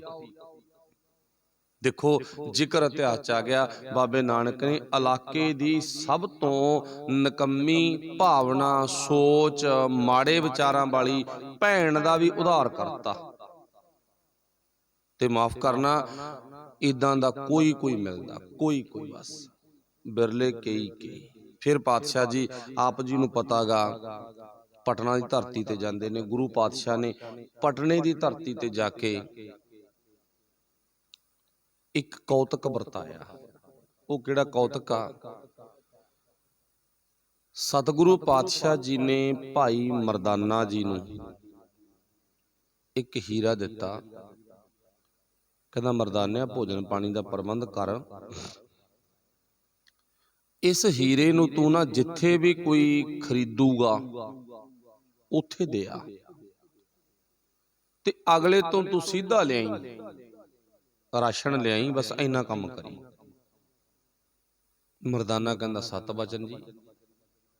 हुण जो इतिहासकार लिखते ने, मरदाना कहंदे सीधे वाली दुकान ते चला गया, क्योंकि जो लोड़ सी उत्थे ही जाना। कहंदा मेरे कोले आ पत्थर दी बट्टी आ, मैनूं लगदा इहनूं किसी ने खरीदना तां नहीं है, पर मेरा यार ही अजिहा, मेरा मित्र ही अजिहा जिन्हों मैं जवाब भी नहीं दे सकदा भी इहनूं मैं कित्थे लेके जावां, कौन लऊ इहनूं, किहड़ा जाणदा गा। पर जे तुहाडे कोई काम आउंदी आ ना बट्टी पत्थर हीरा, जे तुहाडे काम आउंदा तुसीं इहनूं रख लो ते मैनूं जिन्ना क बनदा 2-4 डंगां दा समान दे दो। ਉਹ दुकान वाले कहंदे भरावा सानू महसूस हुंदा, वैसे परख कोई नहीं भी ये चमकदार पत्थर ना हीरा ये साडे किसे काम भी नहीं, ते असीं तां अपनी पूरी प्रॉपर्टी दे के भी इहनूं खरीद नहीं सकदे। हाँ तू उदां कुछ खाना पीना गा लेके जाना ले जा, पर ये तेरा हथ विच फड़िया होया पत्थर दा कोई बट्टी है ना जिहड़ी हीरा गा, ये साडे काम नहीं है, अगे ले जा। ऑप्शन की दित्ती है भी जे कुछ खाना पीना कुछ लेके जाना वो तू ले जा, ਸਾਡੇ ਇਤਿਹਾਸਕਾਰ, ਸਾਡੇ ਲੋਕ ਪ੍ਰਚਾਰਕ ਵੀਰ ਨਾ ਇੱਕ ਗੱਲ ਦਿਖਾਉਂਦੇ ਨੇ, ਜ਼ਿਆਦਾਤਰ ਪ੍ਰਚਾਰਕ ਨਹੀਂ ਜਿਹੜੇ ਸੁਲਝੇ ਹੋਏ ਨੇ ਉਹ ਨਹੀਂ, ਜ਼ਿਆਦਾਤਰ ਜਿਹੜੇ ਮਾਤਾ ਦੇ ਮਾਲ ਨੂੰ ਅਸੀਂ ਬਾਬੇ ਕਹਿੰਦੇ ਆ, ਚੋਲਿਆਂ ਵਾਲੇ, ਜਿਨ੍ਹਾਂ ਦੇ ਗਿੱਟਿਆਂ ਤੱਕ ਚੋਲੇ ਘੜੀਸੇ ਜਾਂਦੇ ਹੁਣ, ਉਹਨਾਂ ਨੂੰ ਉਹ ਕੀ ਕਹਿੰਦੇ ਹੁੰਦੇ ਨੇ, ਮਰਦਾਨਾ ਭੁੱਖਾ ਸੀ, ਜਿੱਥੇ ਜਾਂਦਾ ਸੀ ਉੱਥੇ ਮੰਗ ਕੇ ਖਾ ਲੈਂਦਾ ਸੀ। ਅਸੀਂ ਅੱਜ ਵੀ ਮਜ਼ਾਕ ਕਰਦੇ ਹਾਂ, ਬਸ ਮਜ਼ਾਕ ਕਰਨ ਨੂੰ ਛੱਡ ਦਿਓ ਭਾਈ, ਮਰਦਾਨੇ ਨੂੰ ਮਜ਼ਾਕ ਨਾ ਕਰੋ। ਮਰਦਾਨੇ ਵਰਗਾ ਦੁਨੀਆ ਦੇ ਵਿੱਚ ਨਹੀਂ ਕੋਈ ਹੈ। ਅਸੀਂ ਮਜ਼ਾਕ ਤਾਂ ਕਰਦੇ ਹਾਂ, ਉਹ ਗਰੀਬ ਕਰਦਾ ਸੀ ਤਾਂ ਕਰਦੇ ਹਾਂ, ਆਪਾਂ ਰੋਜ਼ ਹੀ ਬੇਨਤੀ ਕਰਦੇ ਹਾਂ, ਰਹਿਣ ਦਿਓ ਮਰਦਾਨੇ ਨੂੰ ਮਜ਼ਾਕ ਕਰਨਾ, ਬੜਾ ਲੰਮਾ ਟਾਈਮ ਮਜ਼ਾਕ ਕਰ ਲਿਆ, ਛੱਡ ਦਿਓ ਹੁਣ। ਤੇ ਹੁਣ ਬਾਬੇ ਮਰਦਾਨੇ ਦੀ ਭੁੱਖ ਦਾ ਅੰਦਾਜ਼ਾ ਇੱਥੋਂ ਵੇਖੋ, ਇੱਥੋਂ ਦੁਕਾਨਦਾਰ ਕਹਿੰਦੇ ਜੋ ਖਾਣਾ ਪੀਣਾ ਖਾ ਲੈ, ਜੋ ਲੈ ਕੇ ਜਾਣਾ ਲੈ ਜਾ। ਤੇ ਮਰਦਾਨੇ ਨੇ ਜਵਾਬ ਕੀ ਦਿੱਤਾ, ਕਹਿੰਦਾ ਮੇਰੇ ਬਾਬੇ ਦਾ ਹੁਕਮ ਆ, ਮੈਂ ਫਰੀ ਦਾ ਨਹੀਂ ਖਾਣਾ। ਮੇਰੇ ਬਾਬੇ ਦਾ ਹੁਕਮ ਆ, ਜਿਹੜਾ ਮੇਰਾ ਮਿੱਤਰ ਆ ਨਾ, ਜਿਹੜਾ ਮੇਰਾ ਯਾਰ ਹੈਗਾ, ਉਹਦਾ ਹੁਕਮ ਆ, ਮੈਂ ਫਰੀ ਦਾ ਨਹੀਂ ਖਾਣਾ। ਉਹ ਕਹਿੰਦੇ ਫਿਰ ਤੇਰੀ ਮਰਜ਼ੀ ਆ ਨਾ, ਮੈਂ ਫਰੀ ਦਾ ਨਹੀਂ ਖਾਣਾ। ਅੱਗੇ ਚਲਾ ਗਿਆ, ਹਲਵਾਈ ਕੋਲੇ ਚਲਾ ਗਿਆ। ਕਹਿੰਦੇ ਹਲਵਾਈ ਨੂੰ ਕਹਿੰਦਾ ਭਰਾਵਾ ਮੇਰੇ ਕੋਲੇ ਛੋਟਾ ਜਿਹਾ ਨਾ ਇੱਕ ਪੱਥਰ ਆ, ਮੈਨੂੰ ਪਹਿਲੀ ਦੁਕਾਨ ਤੇ ਵੀ ਮੋੜਤਾ, ਸ਼ਾਇਦ ਮੈਨੂੰ ਲੱਗਦਾ ਤੂੰ ਵੀ ਮੈਨੂੰ ਮੋੜੇਂਗਾ, ਤੇ ਤੂੰ ਰੱਖ ਲਾ, ਮੈਨੂੰ ਕੁਝ ਸਿੱਧਾ ਦੇ ਦੇ, ਕੁਝ ਖਾਣ ਪੀਣ ਨੂੰ ਦੇ ਦੇ, ਤੇ ਅਸੀਂ ਦੋ ਜਣੇ, ਇੱਕ ਮੈਂ ਆ ਤੇ ਇੱਕ ਮੇਰਾ ਸਾਥੀ ਆ, ਇੱਥੇ ਹੀ ਬੈਠਾ ਪਟਨੇ, ਤੇ ਕਿਰਪਾ ਕਰ। ਤੇ ਹੁਣ ਦੁਕਾਨਦਾਰ ਉਹ ਹਲਵਾਈ ਵੀ ਕਹਿੰਦਾ ਭਰਾਵਾ ਮੇਰੇ ਕੰਮ ਕੋਈ ਨਹੀਂ, ਨਾ ਹੀ ਮੈਨੂੰ ਇਹਦੇ ਬਾਰੇ ਪਰਖਾ ਕੋਈ, ਪਰ ਜੇ ਤੂੰ ਕੁਝ ਖਾਣਾ ਪੀਣਾ ਖਾ ਲੈ ਜਾ, ਜਿੰਨਾ ਤੇਰਾ ਚਿੱਤ ਮੰਨਦਾ ਲੈ ਜਾ, ਮੈਨੂੰ ਭਲਾ ਮਾਨਸ ਪੁਰਖ ਲੱਗਦਾ, ਲੈ ਜਾ ਤੂੰ। ਪਰ ਮਰਦਾਨੇ ਨੇ ਜਵਾਬ ਦੇ ਦਿੱਤਾ, ਅਸੀਂ ਕਹਿੰਦੇ ਭੁੱਖਾ। ਕਹਿੰਦਾ ਨਹੀਂ, ਮੈਂ ਨਹੀਂ ਫਰੀ ਦਾ ਲੈ ਕੇ ਜਾਣਾ, ਮੇਰੇ ਪਾਤਸ਼ਾਹ ਦਾ ਹੁਕਮ ਆ, ਮੈਂ ਲੈ ਕੇ ਨਹੀਂ ਜਾਣਾ ਫਰੀ ਦਾ, ਮੇਰੇ ਮਾਲਕ ਦਾ ਹੁਕਮ ਹੈਗਾ। ਤੇ ਹੁਣ ਚੇਤਾ ਰੱਖਿਓ, ਹਲਵਾਈ ਨੇ ਵੀ ਅੱਗੇ ਹੱਥ ਕਰਤਾ, ਕਹਿੰਦਾ ਹੋਰ ਕਿਸੇ ਦੁਕਾਨਦਾਰ ਨੂੰ ਪੁੱਛ ਲਾ। ਮੰਨਿਆ ਜਾਂਦਾ, ਕਹਿੰਦੇ ਕੱਪੜਿਆਂ ਵਾਲੇ ਕੋਲੇ ਚਲਾ ਗਿਆ, ਉਹਨਾਂ ਨੇ ਵੀ ਜਵਾਬ ਦਿੱਤਾ। ਸੁਨਿਆਰੇ ਕੋਲੇ ਚਲਾ ਗਿਆ, ਉਹਨਾਂ ਨੇ ਵੀ ਜਵਾਬ ਦਿੱਤਾ। ਸੁਨਿਆਰੇ ਨੇ ਜਵਾਬ ਤਾਂ ਦੇਤਾ, ਪਰ ਜਿੱਥੇ ਗੁਰੂ ਨਾਨਕ ਸਾਹਿਬ ਨੇ ਮਰਦਾਨੇ ਨੂੰ ਭੇਜਣਾ ਸੀ ਨਾ, ਹੁਣ ਸੁਨਿਆਰੇ ਨੇ ਹੱਥ ਉਧਰ ਨੂੰ ਕਰਤਾ, ਕਹਿੰਦਾ ਉਹ ਚਲਾ ਜਾ ਸਾਹਮਣੇ, ਫਲਾਣੇ ਥਾਂ ਤੇ ਇੱਕ ਸਾਲਸ ਨਾਮ ਦਾ ਨਾ ਵਿਅਕਤੀ ਰਹਿੰਦਾ, ਉਹ ਇਹੋ ਜਿਹੇ ਪੱਥਰਾਂ ਦਾ ਵਪਾਰੀ ਆ, ਇਹੋ ਜਿਹੇ ਪੱਥਰਾਂ ਦਾ ਨਾ ਹੀਰਿਆਂ ਦਾ ਵਪਾਰੀ ਆ, ਉਹਦੇ ਕੋਲੇ ਜਾ, ਇਹਦਾ ਮੁੱਲ ਪਾਊਗਾ ਉਹਨੇ ਇਹ ਖਰੀਦਣਾਗਾ, ਉਹਨੇ ਤੈਨੂੰ ਕੁਝ ਟਕੇ ਦੇਣੇ ਆ, ਕੁਝ ਆਪਣੇ ਵੱਲੋਂ ਕਰੰਸੀ ਦੇਣੀ ਆ, ਤੇ ਉਹ ਕਰੰਸੀ ਬਦਲੇ ਤੂੰ ਸੌਦਾ ਪੱਤਾ ਲੈ ਜੀ, ਜੋ ਤੈਨੂੰ ਚਾਹੀਦਾ ਉਹ ਲੈ ਜੀ, ਪਹਿਲਾਂ ਇਹ ਉਹਦੇ ਕੋਲੇ ਬਦਲ ਕੇ ਆ, ਟ੍ਰਾਂਸਫਰ ਕਰਾ। ਤੇ ਮਰਦਾਨਾ ਕਹਿੰਦਾ ਠੀਕ ਆ, ਮਰਦਾਨਾ ਚਲਾ ਗਿਆ। ਜਦੋਂ ਮਰਦਾਨਾ ਪੁੱਛ ਕੇ ਸਾਲਸਰਾਏ ਜੌਹਰੀ ਕੋਲ ਚਲਾ ਗਿਆ, ਜੌਹਰੀ ਮੀਨਜ ਪਰਖ ਕਰਨ ਵਾਲਾ, ਹੀਰਿਆਂ ਦਾ ਪਾਰਖੂ। ਤੇ ਇਹ ਗੱਲ ਧਿਆਨ ਚ ਰੱਖਿਓ, ਹੀਰਿਆਂ ਦਾ ਪਾਰਖੂ ਕੋਈ ਆਮ ਵਿਅਕਤੀ ਨਹੀਂ ਹੁੰਦਾ। ਕਿੰਨੀਆਂ ਦੁਕਾਨਾਂ ਤੋਂ ਮਰਦਾਨਾ ਮੁੜਿਆ ਆ, ਹੀਰਿਆਂ ਦੀ ਪਰਖ ਕੋਈ ਕਰਦਾ। ਤੇ ਜਦੋਂ ਗੁਰੂ ਨਾਨਕ ਸਾਹਿਬ ਦਾ ਭੇਜਿਆ ਹੋਇਆ ਭਾਈ ਮਰਦਾਨਾ ਸਾਲਸਰਾਏ ਜੌਹਰੀ ਕੋਲੇ ਚਲਾ ਗਿਆ ਨਾ, ਤੇ ਸਾਲਸਰਾਏ ਜੌਹਰੀ ਨੇ ਮਰਦਾਨਾ ਜੀ ਨੂੰ ਚੰਗੀ ਤਰ੍ਹਾਂ ਘੋਖ ਕੇ ਵਿਚਾਰ ਕੇ ਅੰਦਰ ਆਉਣ ਦਾ ਹੁਕਮ ਕੀਤਾ। ਸਾਲਸਰਾਏ ਜੌਹਰੀ ਪਟਨੇ ਦਾ ਅਮੀਰ ਵਿਅਕਤੀ ਆ, ਤੇ ਜਿਹਦੀ ਘੋਖ ਵਿਚਾਰ ਹੋ ਰਹੀ ਆ, ਉਹ ਇੱਕ ਤਾਂ ਆਮ ਹੀ ਸਿੰਪਲ ਜ਼ਿੰਦਗੀ ਜਿਉਣਾ ਪਸੰਦ ਕਰਦੇ ਆ, ਗੁਰੂ ਨਾਨਕ ਸਾਹਿਬ ਦਾ ਸਾਥੀ ਆ। ਇੱਕ ਕੁਦਰਤੀ ਗੱਲ ਆ ਵੀ ਤਣ ਤੇ ਲਿਬਾਸ ਵੀ ਉਦਾਂ ਦੀ ਪਹਿਨਿਆ ਜਿਹੋ ਜਿਹਾ ਆਮ ਗਰੀਬੜੇ ਜੇ ਪਰਿਵਾਰ ਦੇ ਤਣ ਤੇ ਲਿਬਾਸ ਪਹਿਨਿਆ ਹੁੰਦਾ, ਆਮ ਜਿਹਾ ਲਿਬਾਸ, ਜਿਹਨੂੰ ਆਪਾਂ ਸਾਧੂ ਸੰਤਾਂ ਮਹੰਤਾਂ ਵਾਲਾ ਕਹਿ ਸਕਦੇ ਆ। ਤੇ ਲੰਮੀ ਮੰਜ਼ਲ ਤੈਅ ਕਰਦੇ ਹੁੰਦੇ ਆਉਂਦੇ ਆ, ਤੇ ਜਿਹੜੇ ਤਣ ਤੇ ਕੱਪੜੇ ਪਾਏ ਆ, ਹੁਣ ਕੁਦਰਤੀ ਗੱਲ ਆ ਮੈਲੇ ਵੀ ਆ।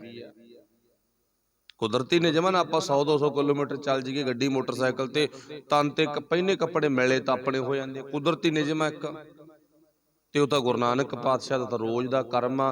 ਕਿਤੇ ਸਬੱਬੀ ਪਾਣੀ ਮਿਲਦਾ ਜਿੱਥੇ ਕੱਪੜਾ ਲੀੜਾ ਧੋਂਦੇ ਨੇ, ਤੇ ਵਾਸ਼ਿੰਗ ਮਸ਼ੀਨਾਂ ਬਾਬੇ ਨਾਨਕ ਵਾਸਤੇ ਕਿਤੇ ਨਹੀਂ ਸੀ ਲਾਈਆਂ ਕਿਸੇ ਨੇ।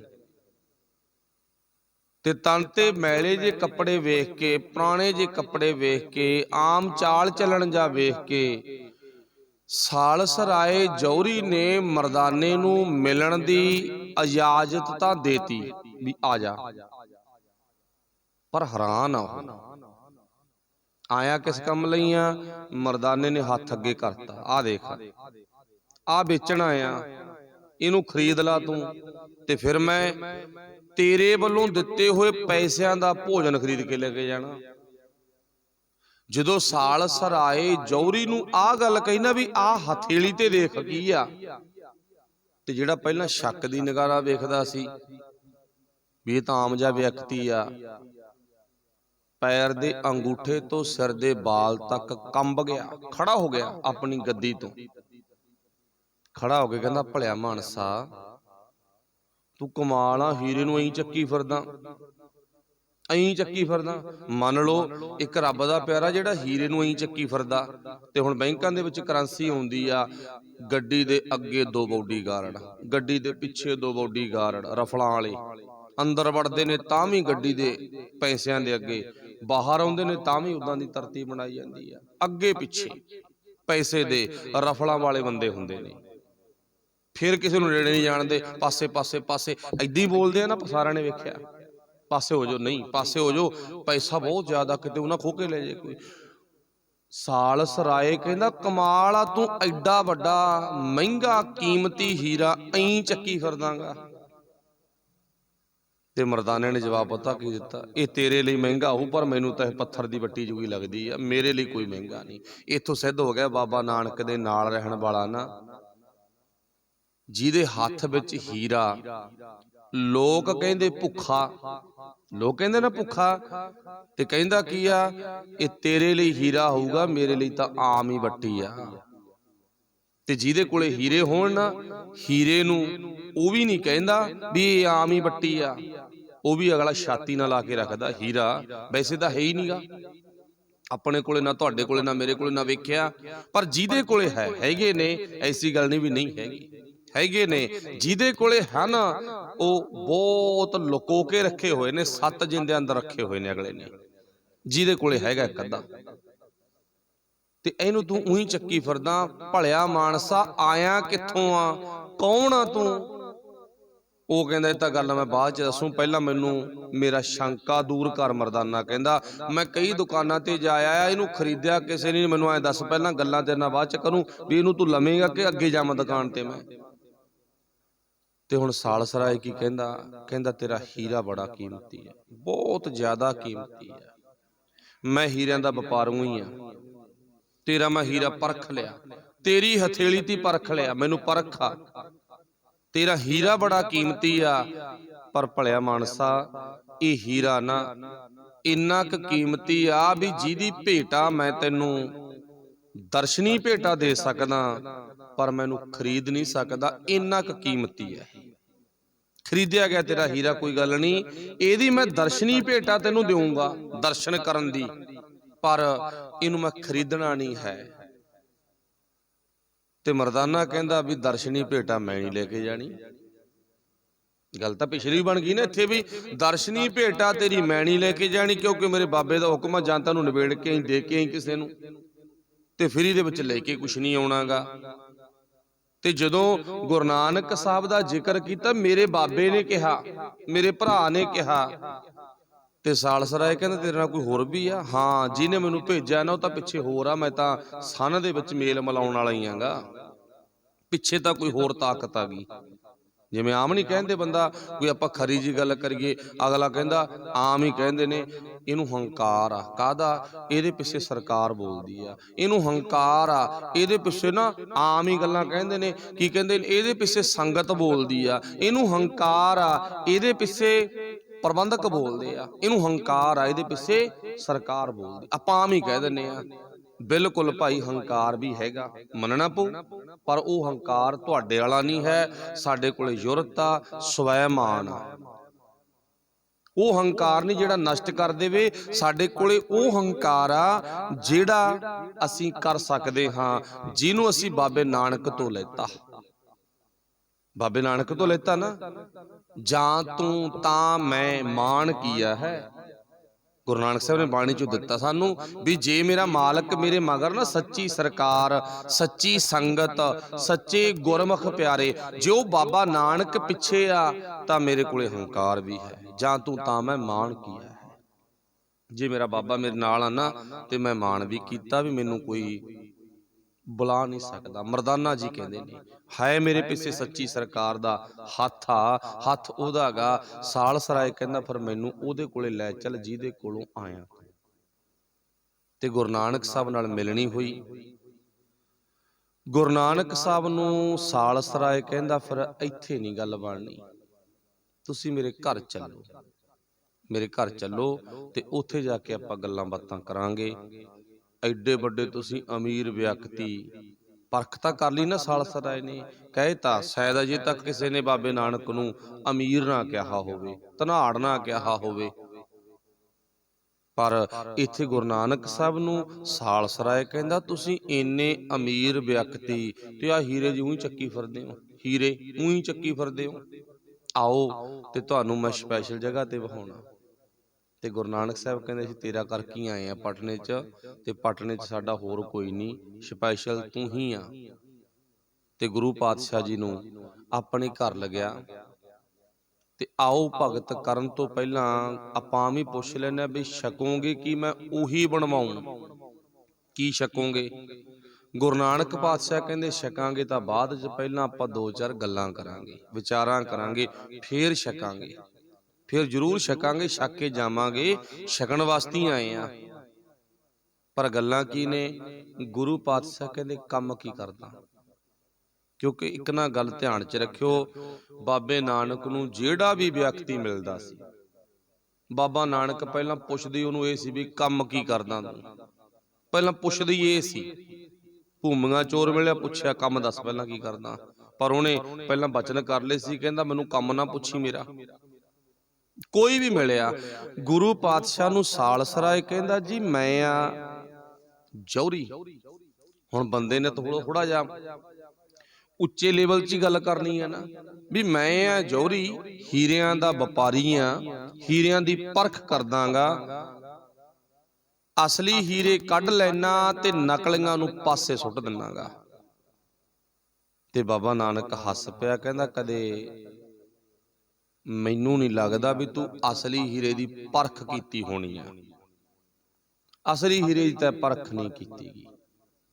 वो बोल पिया, कहंदा नहीं जी मेरियां अखां बड़ियां तेज ने। हुण जिहो जिहा बंदा काम करदा अख उहो जिहा काम ही करन लग जांदी आ। मेरियां अखां, मेरी सुरत, दिमाग बड़ा तेज आ मेरा। मैं तां दूरों ना बंदे दे हत्थ विच रखिया होया हीरा परख दिन्ना, क्वालिटी दा जां अनक्वालिटी दा। गुरु साहब कहंदे सालसराय झूठ ना बोल पुत, मैनू पक्का ही यकीन आ तू हीरे दी परख तां अज तक कीती ही नहीं जिहड़ी करनी सी। सालसराय थोड़ा जिहा पोला जिहा पै गया भी इन्हां कोले किहो जिहा हीरा होया जिहड़ा कह रहे ने हीरे दी परख ही नहीं कीती, तैं मैनू बार बार मुड़ के कह रहे नेगे।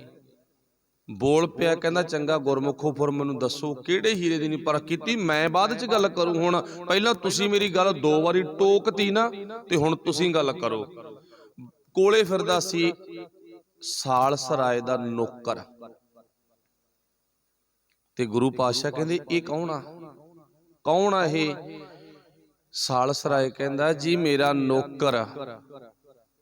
बोलना ही अगले ने नौकर रखिया हैगा। कहंदा जी ये मेरा नौकर। ते गुरु साहब कहंदे प्यारिया देख, जिहड़ा तेरे घर दा काम करदा ना उहनूं कदे नौकर नहीं कहीदा, जानी कि उहनूं ना दिहाड़िया कह के, मजदूरी करन वाला कह के, निक्केपण च कोई भी नाम लेके बुला के उहनूं इनसल्ट, उहनूं बेइज्जत नहीं करना चाहिए, नौकर ना कहे। ते गुरु साहब नूं हुण सालसराय ने पुछ लिया भी सोडे नाल कौन आ। हुण मरदाना ते गुरु नानक साहब संगी साथी है ना, वेखण नूं आम नूं बंदे नूं महसूस हुंदा भी इह मालक होऊगा ते इह नौकर होऊगा। ਗੁਰੂ ਨਾਨਕ ਸਾਹਿਬ ਦੀ ਗੱਲ ਦੇ ਵਿੱਚੋਂ ਹੀ ਗੱਲ ਕੀਤੀ, ਕਹਿੰਦਾ ਇਹ ਕੌਣ ਆ? ਗੁਰੂ ਨਾਨਕ ਸਾਹਿਬ ਕਹਿੰਦਾ ਇਹ ਮੇਰਾ ਭਰਾ। ਦੇਖੋ ਕਿੱਡਾ ਵੱਡਾ ਫਰਕ ਪੈ ਗਿਆ। ਇੱਕ ਮੈਂ ਵਿੱਚੋਂ ਛੋਟੀ ਜੀ ਗੱਲ ਇੱਥੇ ਹੋਰ ਕਰਨੀ ਚਾਹੁੰਦਾ। ਤੁਸੀਂ ਨਾ ਦੁਨੀਆ ਦੇ ਵਿੱਚ ਜਿਹੜੀ ਮਰਜ਼ੀ ਜੌਬ ਕਰਨ ਲੱਗ ਜਾਓ, ਨੌਕਰੀ ਕਰਨ ਲੱਗ ਜਾਓ, ਨੌਕਰੀ ਰਹੋਗੇ। ਧਿਆਨ ਦਿਓ ਗੱਲ 'ਚ, ਪੂਰਾ 100% ਧਿਆਨ ਦਿਓ। ਬੜੀ ਕੀਮਤੀ ਗੱਲ ਆ, ਮੈਨੂੰ ਵੀ ਬਾਬੇ ਨਾਨਕ ਨੇ ਦੱਸੀ ਆ। ਭਾਵੇਂ IPS ਆਫੀਸਰ ਬਣ ਜਾਓ ਤੇ ਲੋਕ ਕਹਿਣਗੇ ਕਿ ਨੌਕਰ ਆ ਕਿਹਦਾ? ਸਰਕਾਰ ਦਾ। ਇੱਕ ਨੌਕਰ ਛੋਟਾ ਗਾ ਪ੍ਰਾਈਵੇਟ ਥੱਲੇ, ਆਮ ਬੰਦਾ, ਇੱਕ ਤਾਂ ਉਹ ਵੀ ਨੌਕਰ ਆ ਨਾ, ਇੱਕ ਵੱਡਾ ਨੌਕਰ। ਵੱਡੇ ਨੌਕਰ ਨੂੰ ਲੋਕ ਸਲਾਮਾਂ ਕਰਦੇ ਨੇ, ਪਰ ਮੇਰੇ ਕਹਿਣ ਤੋਂ ਭਾਵ ਨੌਕਰ ਨੌਕਰੀ ਆ, ਭਾਵੇਂ ਸਰਕਾਰ ਦਾ ਤੇ ਭਾਵੇਂ ਪ੍ਰਾਈਵੇਟ ਆ, ਭਾਵੇਂ ਦਿਹਾੜੀ ਕਰਦਾ ਆਮ ਤੇ ਭਾਵੇਂ ਦਿਹਾੜੀ ਕਰਦਾ ਖਾਸ। ਨਰੇਗਾ ਸਕੀਮ ਵਾਲੇ ਉਹ ਵੀ ਵਿਚਾਰੇ ਨੌਕਰੀ ਆ ਨਾ। ਜਿਹੜਾ ਉਹਨਾਂ ਦੇ ਉੱਤੇ ਡੰਡਾ ਚਲਾਉਂਦਾ ਉਹ ਵੀ ਨੌਕਰ ਆ, ਜਿਹੜਾ ਉਦੋਂ ਉੱਤੇ ਆ ਉਹ ਵੀ ਨੌਕਰ ਆ, ਜਿਹੜਾ ਉਦੋਂ ਉੱਤੇ ਆ ਉਹ ਵੀ ਨੌਕਰ। ਸਿਪਾਹੀ ਇੱਕ ਨੌਕਰ ਆ, ਜਿਹੜਾ ਸਿਪਾਹੀ ਤੋਂ ਉੱਪਰ ਆ ਉਹ ਵੀ ਨੌਕਰ ਆ, ਜਿਹੜਾ ਉਦੋਂ ਉੱਪਰ ਆ ਉਹ ਵੀ ਨੌਕਰ ਆ, ਜਿਹੜਾ DIG IG ਆ ਉਹ ਵੀ ਨੌਕਰ ਆ। ਨੱਥ ਉਹਨਾਂ ਦੇ ਪਾਈ ਵੀ ਆ। ਅੱਛਾ, ਜਿਹੜੇ ਨੇ ਨੱਥ ਉਹਨਾਂ ਦੇ ਪਾਈ ਆ, ਅੱਗੇ ਉਹਨਾਂ ਦੇ ਵੀ ਨੱਥ ਪਈ ਹੋਈ ਆ, ਧਿਆਨ ਮਾਰ ਕੇ ਵੇਖਿਓ। ਪਰ ਗੁਰੂ ਕਿਰਪਾ ਕਰੇ, ਇਹ ਬਾਬੇ ਪੂਰੀ ਵਰਲਡ ਦੇ, ਪੂਰੀ ਦੁਨੀਆ ਦੇ ਵਿੱਚੋਂ ਨਾ, ਇਹ ਬਾਬੇ ਨਾਨਕ ਦੇ ਘਰ ਦੀ ਮਰਜ਼ਾਦਾ, ਬਾਬੇ ਨਾਨਕ ਦੇ ਘਰ ਦੀ ਮਰਜ਼ਾਦਾ, ਬਾਬੇ ਨਾਨਕ ਦੇ ਇਰਦ ਗਿਰਦ ਰਹਿਣ ਵਾਲਾ ਵਿਅਕਤੀ, ਚਾਹੇ ਤਾਂ ਹੋਵੇ ਉਹ ਪ੍ਰਬੰਧਕ, ਚਾਹੇ ਹੋਵੇ ਉਹ ਗ੍ਰੰਥੀ, ਚਾਹੇ ਹੋਵੇ ਉਹ ਕੀਰਤਨੀਆ, ਚਾਹੇ ਹੋਵੇ ਢਾਡੀ, ਚਾਹੇ ਹੋਵੇ ਪ੍ਰਚਾਰਕ, ਤੇ ਤੁਸੀਂ ਕਿਤੇ ਮਰਜ਼ੀ ਗੱਲ ਕਰਿਓ ਤੇ ਉੱਥੇ ਨਾ ਗੱਲ ਨੌਕਰ ਦੀ ਨਹੀਂ ਆਉਂਦੀ, ਉੱਥੇ ਗੱਲ ਨੌਕਰ ਦੀ ਨਹੀਂ ਆਉਂਦੀ। ਉੱਥੇ ਗੱਲ ਜਦੋਂ ਆਊ ਸੇਵਾਦਾਰ ਦੀ ਆਊਗੀ। ਜਦੋਂ ਗੱਲ ਆਊਗੀ ਮੈਂ ਸੇਵਾਦਾਰ ਹਾਂ, ਕਿਹਦਾ? ਬਾਬੇ ਨਾਨਕ ਦਾ। ਭਾਵੇਂ ਛੋਟਾ ਸੇਵਾਦਾਰ ਆ ਤੇ ਭਾਵੇਂ ਵੱਡਾ ਸੇਵਾਦਾਰ ਆ, ਤੇ ਸੇਵਾਦਾਰ ਦੀ ਕੁਆਲਿਟੀ ਆ। ਮੈਂ ਗੁਰੂ ਨਾਨਕ ਸਾਹਿਬ ਦਾ ਸੇਵਾਦਾਰ ਆ। ਤੇ ਜਦੋਂ ਤਨਖਾਹ ਮਿਲਦੀ ਹੈ ਨਾ, ਬਾਹਰੀ ਨੌਕਰ ਨੂੰ ਕਹਿੰਦਾ ਮੈਨੂੰ ਤਨਖਾਹ ਮਿਲ ਗਈ, ਚਲੋ ਆਪਣੀ ਅੱਜ ਦੀ ਬੋਲੀ ਇੱਥੇ ਬੋਲੀ ਜਾ ਸਕਦੀ ਆ, ਪਰ ਜਦੋਂ ਗੁਰੂ ਨਾਨਕ ਦੇ ਘਰ ਵਿੱਚੋਂ ਪੈਸਾ ਦਿੱਤਾ ਜਾਂਦਾ ਤੇ ਲੈਤਾ ਜਾਂਦਾ ਨਾ, ਉਦੋਂ ਨੂੰ ਸੇਵਾ ਫਲ ਕਿਹਾ ਜਾਂਦਾ ਗਾ, ਵੀ ਬਾਬੇ ਨਾਨਕ ਨੇ ਸੇਵਾ ਫਲ ਦਿੱਤਾ ਗਾ। ਧਿਆਨ ਦਿਓ ਹੁਣ। ਪਰ ਇੱਥੇ ਇਹਨਾਂ ਨੂੰ ਸਾਲ ਸਰਾਏ ਕਹਿੰਦਾ ਵੀ ਇਹ ਕੌਣ ਆ? ਹੁਣ ਗੁਰੂ ਸਾਹਿਬ ਜੀ ਨੇ ਲਫ਼ਜ਼ ਕੀ ਵਰਤਿਆ ਗਾ? ਇਹ ਮੇਰਾ ਭਰਾ, ਮੇਰਾ ਭਰਾ। ਪਰ ਸਾਲ ਸਰਾਏ ਜੌਹਰੀ ਦੀ ਅੱਖ ਕਹਿੰਦੀ ਆ ਮੈਨੂੰ ਭਰਾ ਨਹੀਂ ਲੱਗਦਾ, ਮੈਨੂੰ ਤੇਰਾ ਨੌਕਰੀ ਲੱਗਦਾ। ਪਰ ਬਾਬਾ ਨਾਨਕ ਕਹਿੰਦਾ ਇਹ ਮੇਰਾ ਭਰਾ, ਮੇਰੇ ਵਿੱਚ ਤੇ ਇਹਦੇ ਵਿੱਚ ਤਾਂ ਫਰਕ ਹੀ ਕੋਈ ਨਹੀਂ। ਇੱਕ ਗੱਲ ਹੋਰ ਕਹਿਤੀ ਬਾਬੇ ਨਾਨਕ ਨੇ, ਬਾਬਾ ਨਾਨਕ ਕਹਿੰਦਾ ਮੇਰੇ ਨਾਲੋਂ ਵੱਡਾ ਇਹ, ਗੁਣਾਂ 'ਚ ਵੀ ਵੱਡਾ ਤੇ ਉਮਰ 'ਚ ਵੀ ਵੱਡਾ। ਤੇ ਗੁਰੂ ਨਾਨਕ ਸਾਹਿਬ ਦਾ ਤੇ ਮਰਦਾਨੇ ਦਾ 11 ਸਾਲ ਦਾ ਫਰਕ ਸੀ, 12 ਸਾਲਾਂ ਦਾ ਫਰਕ ਸੀ। ਗੁਣਾਂ 'ਚ ਵੀ ਵੱਡਾ ਤੇ ਉਦਾਂ ਉਮਰ 'ਚ ਵੀ ਵੱਡਾ ਗਾ। ਜਾਣੀ ਕਿ ਬਾਬੇ ਨਾਨਕ ਨੇ ਆਪਣੀ ਜੀਭ ਦੇ ਨਾਲ, ਆਪਣੀ ਰਸਨਾ ਦੇ ਨਾਲ, ਆਪਣੀ ਜ਼ੁਬਾਨ ਦੇ ਨਾਲ ਮਰਦਾਨੇ ਨੂੰ ਵੱਡਾ ਕਿਹਾ। ਪੂਰੀ ਦੁਨੀਆ ਬਾਬੇ ਨਾਨਕ ਨੂੰ ਵੱਡਾ ਕਹਿੰਦੀ ਆ, ਪਰ ਬਾਬਾ ਨਾਨਕ ਅੱਜ ਸਾਲ ਸਰਾਏ ਜੌਹਰੀ ਦੇ ਘਰ ਬੈਠ ਕੇ ਨਾ ਮਰਦਾਨੇ ਨੂੰ ਵੱਡਾ ਕਹੀ ਜਾਂਦਾ। ਇਹ ਵੱਡਾ, ਇਹ ਕਿੱਡਾ ਕ ਵੱਡਾ? ਇਹ ਤਾਂ ਇੰਨਾ ਵੱਡਾ ਗਾ, ਸਾਲ ਸਰਾਏ ਨੂੰ ਬਾਬਾ ਨਾਨਕ ਕਹਿੰਦਾ ਤੇਰੀ ਨਿਗਾਹ 'ਚ ਸਭ ਤੋਂ ਵੱਡਾ ਕੌਣ ਆ? ਸਾਲ ਸਰਾਏ ਕਹਿੰਦਾ ਰੱਬ। ਸਾਲ ਸਰਾਏ ਕਹਿੰਦਾ ਮੇਰੀ ਨਿਗਾਹ ਸਭ ਤੋਂ ਵੱਡਾ ਰੱਬ, ਪਰਮਾਤਮਾ, ਅੱਲਾ, ਖੁਦਾ, ਭਗਵਾਨ, ਉਹ ਵੱਡਾ। ਤੇ ਵਾਹਿਗੁਰੂ ਭਲਾ ਕਰੇ, ਬੁਰਾ ਨਾ ਮਨਾਇਓ ਇਸ ਗੱਲ ਨੂੰ, ਬਾਬੇ ਨਾਨਕ ਦੀ ਮੌਜ ਆ। ਬਾਬਾ ਨਾਨਕ ਕਹਿੰਦਾ ਨਾ ਮੇਰੀ ਨਿਗਾਹ 'ਚ ਸਭ ਤੋਂ ਵੱਡਾ ਮਰਦਾਨਾ, ਸਭ ਤੋਂ ਵੱਡਾ ਮਰਦਾਨਾ। ਸਾਲ ਸਰਾਏ ਕਹਿੰਦਾ ਉਹ ਕਿਵੇਂ? ਕਹਿੰਦਾ ਕਿਉਂਕਿ ਇਹਦੀ ਮਾਂ ਬੜੀ ਚੰਗੀ ਸੀ। ਮਰਦਾਨਾ ਕਹਿੰਦਾ ਇਹਦੀ ਮਾਂ ਬਹੁਤ ਚੰਗੀ ਸੀ, ਧਨ ਜਨਨੀ ਜਨ ਜਾਇਆ। ਜਿਹੜੀ ਮਾਂ ਨੇ ਨਾਂ ਰੱਖਿਆ ਕੀ? ਮਰਦਾ ਨਾਂ। ਇਹ ਮਰਦਾ ਨਹੀਂ ਕਦੇ ਵੀ, ਨਾ ਮਰਨ ਵਾਲਾ ਵੱਡਾ ਹੀ ਹੁੰਦਾ। ਤੇ ਚੇਤਾ ਰੱਖਿਓ ਮਰਦਾਨਾ ਅਜੇ ਵੀ ਨਹੀਂ ਮਰਿਆ। ਆਪਾਂ ਲਫ਼ਜ਼ ਉਹ ਭਾਸ਼ਾ 'ਚ ਗੱਲ ਕਰ ਰਹੇ ਹਾਂ ਵੀ ਅਜੇ ਵੀ ਉਹ ਖਤਮ ਨਹੀਂ ਹੋਇਆ, ਅੱਜ ਵੀ ਮਰਦਾਨਾ ਜਿਉਂਦਾ, ਜੇ ਆਪਾਂ ਮਹਿਸੂਸ ਕਰੀਏ। ਹੁਣ ਗੱਲ ਸਾਲਸਰਾਏ ਤੇ ਪਹੁੰਚ ਗਈ। ਤੂੰ ਦੱਸੇ ਕੌਣ ਆ? ਇਹ ਜੀ ਮੇਰਾ ਨੌਕਰ। ਇਹ ਫਿਰ ਕਰਦਾ ਕੀ ਆ? ਦੇਖੋ ਜੀ, ਮੇਰੇ ਜੋੜੇ ਝਾੜ ਦਿੰਦਾ ਗਾ, ਰੋਟੀ ਬਣਾ ਲੈਂਦਾ ਗਾ, ਰੋਟੀ ਖਵਾ ਦਿੰਦਾ ਗਾ, ਮੇਰੇ ਜੂਠੇ ਭਾਂਡੇ ਮਾਂਜ ਦਿੰਦਾ ਗਾ, ਘਰ ਦੇ ਵਿੱਚ ਜੋ ਝਾੜੂ ਹੈ ਉਹ ਲਾ ਆਂਦਾ ਗਾ, ਕੂੜਾ ਕਰਕਟ ਸੁੱਟ ਆਉਂਦਾ ਗਾ। ਇਦਾਂ ਦੇ ਕੰਮ ਕਰਦਾ। ਇਹ ਨੌਕਰਾਂ ਦੇ ਕੰਮ ਹੀ ਹੁੰਦੇ ਨੇ। ਗੁਰੂ ਨਾਨਕ ਸਾਹਿਬ ਕਹਿੰਦਾ, ਤਾਈਓ ਮੈਂ ਤੈਨੂੰ ਕਿਹਾ ਸੀ ਨਾ ਵੀ ਤੂੰ ਅਸਲੀ ਹੀਰੇ ਦੀ ਪਰਖ ਨਹੀਂ ਕੀਤੀ। ਤਾਈਓ ਕਿਹਾ ਸੀਗਾ ਮੈਂ ਤੈਨੂੰ, ਐਵੇਂ ਥੋੜੀ ਕਿਹਾਗਾ। ਅਸਲੀ ਹੀਰੇ ਤੂੰ ਪਰਖ ਨਹੀਂ ਕਰ ਸਕਿਆ। ਹੁਣ ਸਾਲਸਰਾਏ ਨੂੰ ਜਦੋਂ ਤੀਜੀ ਚੌਥੀ ਪੰਜਵੀਂ ਵਾਰ ਕਹਿਤਾ ਨਾ ਬਾਬੇ ਨਾਨਕ ਨੇ, ਅਸਲੀ ਹੀਰੇ ਦੀ ਪਰਖ ਨਹੀਂ ਕੀਤੀ।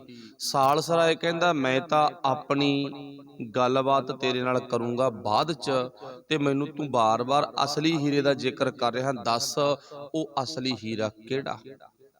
ਫਿਰ ਬਾਬੇ ਨਾਨਕ ਨੇ ਕਿਹਾ ਨਾ ਬਾਣੀ ਚ, ਰੈਣ ਗਵਾਈ ਸੋਏ ਕੈ, ਦਿਵਸ ਗਵਾਇਆ ਖਾਏ, ਹੀਰੇ ਜੈਸਾ ਜਨਮ ਹੈ, ਕੌਡੀ ਬਦਲੇ ਜਾਏ। ਅਸਲ ਦੇ ਵਿੱਚ ਨਾ ਇਹ ਮਨੁੱਖਾ ਸਰੀਰ ਹੀ ਹੀਰਾ ਗਾ। ਇਹਦੇ ਨਾਲੋਂ ਵੱਡਾ ਹੀਰਾ ਥੋੜੀ ਆ। ਕਦੇ ਤੋਲ ਕੇ ਵੇਖਿਓ, ਨਾਪ ਕੇ ਵੇਖਿਓ, ਕੰਪੈਰੀਜ਼ਨ ਕਰਕੇ ਵੇਖਿਓ। ਜਿਹੜਾ ਬੰਦਾ ਹੀਰਿਆਂ ਦਾ ਮਾਲਕ ਹੋਵੇ ਨਾ, ਵਪਾਰੀ ਹੋਵੇ, ਸੌਦਾਗਰ ਹੋਵੇ, ਉਹਦੀ ਨਿਕਲਦੀ ਹੋਵੇ ਜਾਨ ਵੀ ਹੁਣ ਮਰ ਜੂ ਇਹ ਥੋੜੇ ਘਣੇ ਟਾਈਮ ਚ, ਤੇ ਫਿਰ ਬੰਦਾ ਕੀ ਕਰਦਾ? ਇਹਨੂੰ ਬਚਾ ਲਓ, ਜੋ ਚਾਹੀਦਾ ਦੇ ਦੇਵਾਂਗੇ। ਤੇ ਡਾਕਟਰ ਕਹਿ ਦੇਵੇ ਤੁਹਾਡੇ ਕੋਲ ਜਿਹੜੇ ਹੀਰੇ ਆ ਨਾ, ਇਹਦੇ ਬਦਲੇ, ਇਹਨੂੰ ਬਚਾਉਣ ਬਦਲੇ ਉਹ ਹੀਰੇ ਤੁਹਾਨੂੰ ਦਾਅ ਤੇ ਲਾਉਣੇ ਪੈਣਗੇ, ਦੱਸੋ। ਤੇ ਸੱਚ ਜਾਣਿਓ, ਬੰਦਾ ਹੀਰਿਆਂ ਨੂੰ ਦਾਅ ਤੇ ਲਾ ਦੂ, ਕਹੂ ਜਾਨ ਬਚਾਓ। ਹੁਣ ਇੱਥੇ ਦੇਖੋ, ਹੀਰੇ ਵੱਡੇ ਕਿ ਬੰਦਾ ਵੱਡਾ? ਬੰਦਾ ਹੀ ਵੱਡਾ ਹੋ ਗਿਆ ਨਾ। ਜਿਹਨੂੰ ਬਚਾਉਣ ਦੇ ਲਈ ਹੀਰੇ ਦਾਅ ਤੇ ਲੱਗ ਗਏ, ਪੈਸਾ ਦਾਅ ਤੇ ਲੱਗ ਗਿਆ, ਜ਼ਮੀਨ ਦਾਅ ਤੇ ਲੱਗ ਗਈ। ਬੰਦਾ ਬਚਣਾ ਚਾਹੀਦਾ। ਜ਼ਮੀਨ ਦਾ ਕੀ ਆ, ਦੁਬਾਰੇ ਬਣ ਜੂ। ਜ਼ਮੀਨ ਦਾ ਕਿਆ, ਪੈਸੇ ਦਾ ਕਿਆ, ਪਰ ਬੰਦਾ ਬਚਣਾ ਚਾਹੀਦਾ ਗਾ। ਇਹਦਾ ਮਤਲਬ ਬੰਦੇ ਦੇ ਸਰੀਰ ਤੋਂ ਵੱਡਾ ਕੁਛ ਵੀ ਨਹੀਂ। ਪਰ ਜਿਨ੍ਹਾਂ ਨੂੰ ਪਰਖ ਆਈ, ਉਹਨਾਂ ਨੇ ਹੀਰੇ ਨੂੰ ਸੰਭਾਲਿਆ ਤੇ ਨਹੀਂ ਹੀਰੇ ਨੂੰ ਵਿਗਾੜਤਾ। ਕਿਸੇ ਨੇ ਚਿੱਟੇ ਚ, ਕਿਸੇ ਨੇ ਸਿਗਰਟਾਂ ਬੀੜੀਆਂ ਚ, ਕਿਸੇ ਨੇ ਸੁਲਫੇ ਚ, ਕਿਸੇ ਨੇ ਮੈਡੀਕਲ ਨਸ਼ੇ ਚ, ਬਸ ਬੁਰਾ ਹਾਲ। ਇਹ ਹੀਰੇ ਨੂੰ ਨਾ ਇੰਨੇ ਸਕ੍ਰੈਚ ਪਾਤੇ, ਇਹ ਚੱਲਣ ਜੋਗੀ ਨਹੀਂ ਰਿਹਾ, ਕਹਿ ਲੋ। ਡੱਕ ਡੋਲੇ ਖਾਣ ਲੱਗ ਗਿਆ। ਫਿਰ ਬਾਬੇ ਨਾਨਕ ਨੇ ਕਿਹਾ, ਭਰਾਵਾ ਅਸਲੀ ਹੀਰੇ ਦੀ ਪਰਖ ਕਰ। ਪਾਤਸ਼ਾਹ ਮੈਂ ਦੇਖੋ ਗੱਲਾਂ ਤਾਂ ਤੁਹਾਡੀਆਂ ਸਮਝ ਗਿਆ ਸਾਰੀਆਂ ਹੀ, ਤੇ ਪਰ ਮੈਨੂੰ ਤੁਸੀਂ ਥੋੜਾ ਜਿਹਾ ਇਸ਼ਾਰਾ ਕਰ ਦਿਓ, ਮੈਂ ਪਰਖ ਕਿਵੇਂ ਕਰਾਂ ਤੇ ਕਿਵੇਂ ਮੈਂ ਸਾਂਭ ਸੰਭਾਲ ਕਰਾਂ। ਹੁਣ ਮੰਗੀ ਆ, ਡਿਊਟੀ ਮੰਗੀ ਆ, ਸੇਵਾ ਮੰਗੀ ਆ। ਸਾਲਸਰਾਏ ਜੌਹਰੀ ਨੇ, ਪਟਨੇ ਦੇ ਸਭ ਤੋਂ ਅਮੀਰ ਵਿਅਕਤੀ ਨੇ, ਕੀ ਕਿਹਾ? ਮੈਨੂੰ ਸੇਵਾ ਲਾਓ। ਤੇ ਗੁਰੂ ਨਾਨਕ ਸਾਹਿਬ ਕਹਿੰਦੇ ਨਾ, ਜਿਹੜਾ ਕੰਮ ਤੇਰੇ ਨੌਕਰ ਕਰਦਾਗਾ, ਅੱਜ ਤੋਂ ਬਾਅਦ ਤੂੰ ਨੌਕਰ ਦੇ ਕੰਮ ਕਰਨ ਲੱਗ ਜਾ। ਦੱਸ ਮਨਜ਼ੂਰ ਆ? ਕੀ ਕਰਨਾਗਾ? ਨੌਕਰ ਤੇਰੇ ਜੋੜੇ ਝਾੜ ਕੇ ਪਾਉਂਦਾ ਨਾ, ਤੂੰ ਇਹਦੇ ਜੋੜੇ ਝਾੜ ਕੇ ਇਹਦੇ ਪੈਰਾਂ 'ਚ ਪਾਉਣੇ ਪਾਏਗਾ? ਸਾਲਸਰਾਏ ਕਹਿੰਦਾ, ਸਤ ਵਚਨ। ਇਹ ਤੈਨੂੰ ਰੋਟੀ ਬਣਾ ਕੇ ਖਵਾਉਂਦਾ ਨਾ? ਸਾਲਸਰਾਏ ਕਹਿੰਦਾ, ਹਾਂਜੀ, ਅੱਜ ਤੋਂ ਬਾਅਦ ਤੂੰ ਰੋਟੀ ਨੂੰ ਬਣਾ ਕੇ ਖਵਾਉਣੀ ਆ। ਫੇਰ ਤੁਹਾਡਾ ਭਰਾਵਾਂ ਵਾਲਾ ਪਿਆਰ ਬਣੂਗਾ, ਉਹਨਾਂ ਟਾਈਮ ਨਹੀਂ ਬਣਦਾ। ਫੇਰ ਤੂੰ ਅਸਲੀ ਹੀਰੇ ਦੀ ਪਰਖ ਕਰ ਲੇਗਾ। ਅੱਜ ਤੋਂ ਬਾਅਦ ਤੈਂ ਇਹਦੇ ਭਾਂਡੇ ਜੂਠੇ ਮਾਂਜਣੇ ਨੇ, ਮਾਂਜੇਗਾ? ਕਹਿੰਦਾ, ਸਤ ਵਚਨ ਜੀ। ਜਾਣੀ ਕਿ ਕਹਿਣ ਤੋਂ ਭਾਵ, ਜੋ ਨੌਕਰ ਘਰ ਦੇ ਵਿੱਚ ਕੰਮ ਕਰਦਾ ਸੀ, ਉਹ ਸਾਰੇ ਕੰਮ ਹੀ ਸਾਲਸਰਾਏ ਨੇ ਆਪਦੇ ਸਿਰ ਤੇ ਮੜ ਲਏ। ਅਗਲੀ ਗੱਲ, ਜਿੱਥੇ ਤੇਰੀ ਗੱਦੀ ਆ ਉੱਥੇ ਕਦੇ ਗਿਆ ਇਹ? ਕਹਿੰਦਾ, ਨਹੀਂ ਜੀ, ਇਹਨੂੰ ਬਰੋਬਰ ਬਹਾਲਾ, ਇਹਨੂੰ ਬਰੋਬਰ ਬਹਾਲਾ, ਫੇਰ ਤੂੰ ਅਸਲੀ ਹੀਰੇ ਦੀ ਪਰਖ ਕਰ ਸਕਦਾ ਹੈ।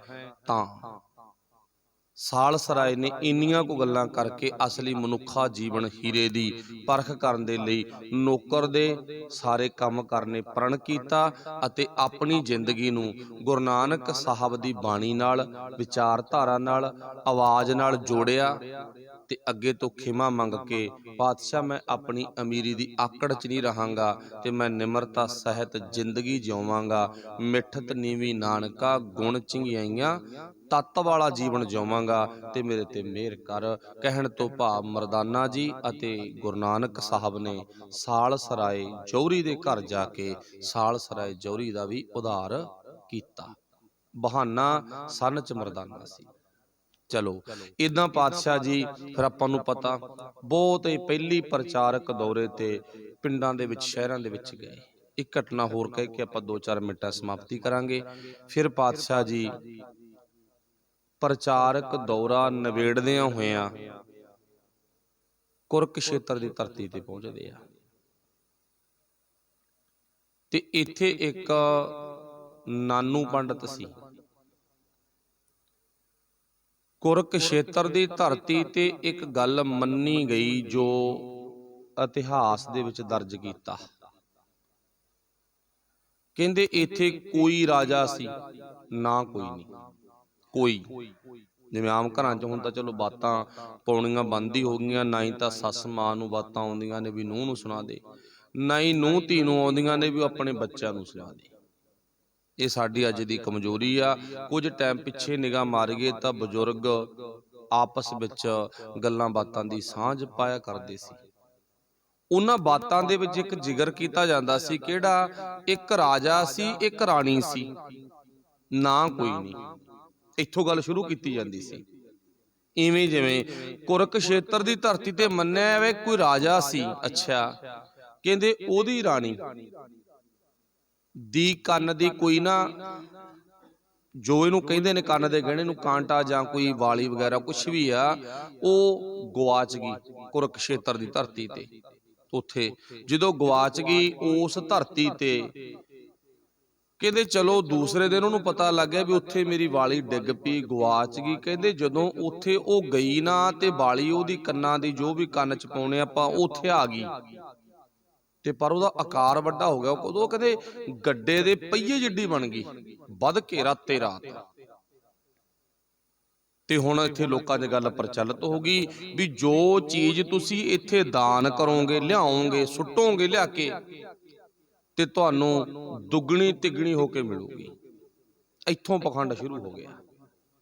ਤੇ ਅੱਜ ਵੀ ਕੁਰਕਸ਼ੇਤਰ ਤੋਂ ਗਾਹਾਂ ਉਹ ਤੁਹਾਨੂੰ ਸਾਰਿਆਂ ਨੂੰ ਪਤਾ ਹੀ ਹੈ, ਇੱਕ ਥਾਂ ਹੋਰ ਹੈਗਾ ਜਿੱਥੇ ਆਪਾਂ ਟਰੱਕ ਭਰ ਭਰ ਪੁੰਨਿਆਂ ਨੂੰ ਜਾਂਦੇ ਆ। ਪੂਰਨਮਾਸੀ ਨੂੰ ਸਾਲ ਤੋਂ ਬਾਅਦ ਜਾਓ, ਜੀ ਭਰ ਕੇ ਜਾਓ, ਪਰ ਮਨਮੱਤੀ ਚੱਕਰ 'ਚ ਨਾ ਜਾਓ, ਕੁਝ ਸਿੱਖਣ ਜਾਓ ਵੀ ਉੱਥੇ ਹੋਇਆ ਕੀ ਸੀਗਾ ਤੇ ਉੱਥੇ ਕਿੰਨਾ ਸਾਧੂਆਂ ਦਾ ਪ੍ਰਭਾਵ ਆ। ਅੱਜ ਆਪਾਂ ਦੇਖਦੇ ਆ ਨਾ ਸਾਰਾ ਸ਼ਿਵ ਜੀ ਦੇ ਉਪਾਸਕਾਂ ਦਾ ਪ੍ਰਭਾਵ, ਅਲੱਗ ਅਲੱਗ ਮਤਲਬ ਕਿੰਨੇ ਲੋਕ ਉੱਥੇ ਪਹੁੰਚਦੇ ਨੇ, ਬਸ ਅੰਤ ਤੋਂ ਪਰੇ ਦੀ ਗੱਲ ਆ, ਇੰਨੇ ਲੋਕ ਪਹੁੰਚਦੇ ਨੇ। ਵਾਹਿਗੁਰੂ ਭਲਾ ਕਰੇ, ਬਚ ਗਏ ਆਪਾਂ। ਲੋਕਾਂ ਨੇ ਧੜਾ ਧੜ ਉੱਥੇ ਆਪਣੇ ਵੱਲੋਂ ਦਾਨ ਕਰਨਾ ਸ਼ੁਰੂ ਕਰਤਾ। ਇੱਥੋਂ ਕਹਾਣੀ ਸ਼ੁਰੂ ਹੋ ਗਈ, ਇੱਥੋਂ ਦੀ ਸੰਖੇਪ ਜੀ ਵਿਚਾਰ। ਹੁਣ ਬਾਬਾ ਨਾਨਕ ਇੱਥੇ ਪਹੁੰਚ ਗਿਆ ਤੇ ਇੱਥੇ ਜਦੋਂ ਜਾ ਕੇ ਵੇਖਿਆਗਾ ਵੀ ਇੰਨੀ ਲੁੱਟ ਹੋ ਰਹੀ ਹੈ, ਇੱਥੇ ਲੁੱਟ ਹੋ ਰਹੀ ਹੈ ਨਾ, ਤੇ ਇਸ ਲੁੱਟ ਦੇ ਖਿਲਾਫ ਬਾਬੇ ਨਾਨਕ ਨੇ ਸੱਚ ਦੀਆਂ ਗੱਲਾਂ ਕਹੀਆਂ, ਸੱਚ ਦਾ ਪ੍ਰਚਾਰ ਕੀਤਾ, ਇਸ ਲੁੱਟ ਤੋਂ ਲੋਕਾਂ ਨੂੰ ਜਗਾਇਆ। ਲੋਕ ਹਟ ਗਏ। ਕਿਹਾ ਕੀ ਸੀਗਾ? ਜਿਹੜੇ ਮੁਖੀਏ ਪੰਡਤ ਸੀ ਪਾਤਸ਼ਾਹ ਜੀ, ਉਹਨਾਂ ਨੂੰ ਕਹਿੰਦੇ, ਪੰਡਤ ਜੀ ਤੁਹਾਡੀ ਮਨੌਤ ਦੇ ਅਨੁਸਾਰ ਇੱਥੇ ਜੋ ਦਾਨ ਕਰਦਾ ਹੈ ਉਹਨੂੰ ਦੁੱਗਣਾ ਚੌਗਣਾ ਇੱਕ ਰਾਤ ਤੋਂ ਬਾਅਦ ਹੀ ਮਿਲ ਜਾਂਦਾਗਾ। ਤੁਸੀਂ ਕਹਿੰਦੇ ਹੋ ਮਿਲ ਜਾਂਦਾ, ਜੋ ਇੱਥੇ ਚੜਾਵਾ ਚੜਾਇਆ ਗਿਆ, ਪਰ ਚੇਤਾ ਰੱਖਿਓ ਜਿਹੜੇ ਇੱਥੇ ਪਾਪ ਕੀਤੇ ਜਾਂਦੇ ਨੇ ਫਿਰ ਉਹ ਵੀ ਦੁੱਗਣੇ ਚੌਗਣੇ ਹੁੰਦੇ ਹੋਣਗੇ, ਕਿਉਂ ਨਹੀਂ ਹੁੰਦੇਗੇ? ਪਾਪ ਕੀ ਆ? ਕਿਸੇ ਨੂੰ ਗੁੰਮਰਾਹ ਕਰਨਾ ਸਭ ਤੋਂ ਵੱਡਾ ਪਾਪ ਆ। ਜਾਣੀ ਕਿ ਨਾ ਕਿਸੇ ਤੁਰੇ ਜਾਂਦੇ ਨੂੰ ਗਲਤ ਰਸਤੇ ਤੇ ਤੋਰਨਾ, ਏਦੂ ਵੱਡਾ ਕੋਈ ਪਾਪ ਨਹੀਂ ਬਾਬੇ ਨਾਨਕ ਦੀ ਮੱਤ ਮੁਤਾਬਕ। ਕਿਸੇ ਚੰਗੇ ਭਲੇ ਰਸਤੇ ਤੇ ਜਾਣ ਵਾਲਿਆਂ ਨੂੰ, ਅੱਜ ਬੜੇ ਲੋਕ ਨੇ, ਮਾਫ ਕਰਨਾ, ਸੱਚੀਆਂ ਹੀ ਗੱਲਾਂ ਆਉਂਦੀਆਂ ਨੇ, ਕੋਈ ਰਸਤੇ ਤੇ ਬੱਚਾ ਤੁਰਿਆ ਜਾਂਦਾ ਨਾ, ਐਵੇਂ ਹਵਾ ਜੀ ਦੇ ਕੇ ਉਹਨੂੰ ਉਹ ਨਾਮ ਦੇਤਾ, ਉਹ ਦੇਤਾ, ਜੋ ਦੇਤਾ, ਐਵੇਂ ਚੱਕ ਲੈਂਦੇ ਨੇਗੇ। ਚੱਕ ਕੇ ਕੀ ਆ, ਅਗਲੇ ਨੂੰ ਰਸਤੇ ਤੋਂ ਭਟਕਾ ਦਿੰਦੇ ਨੇਗੇ।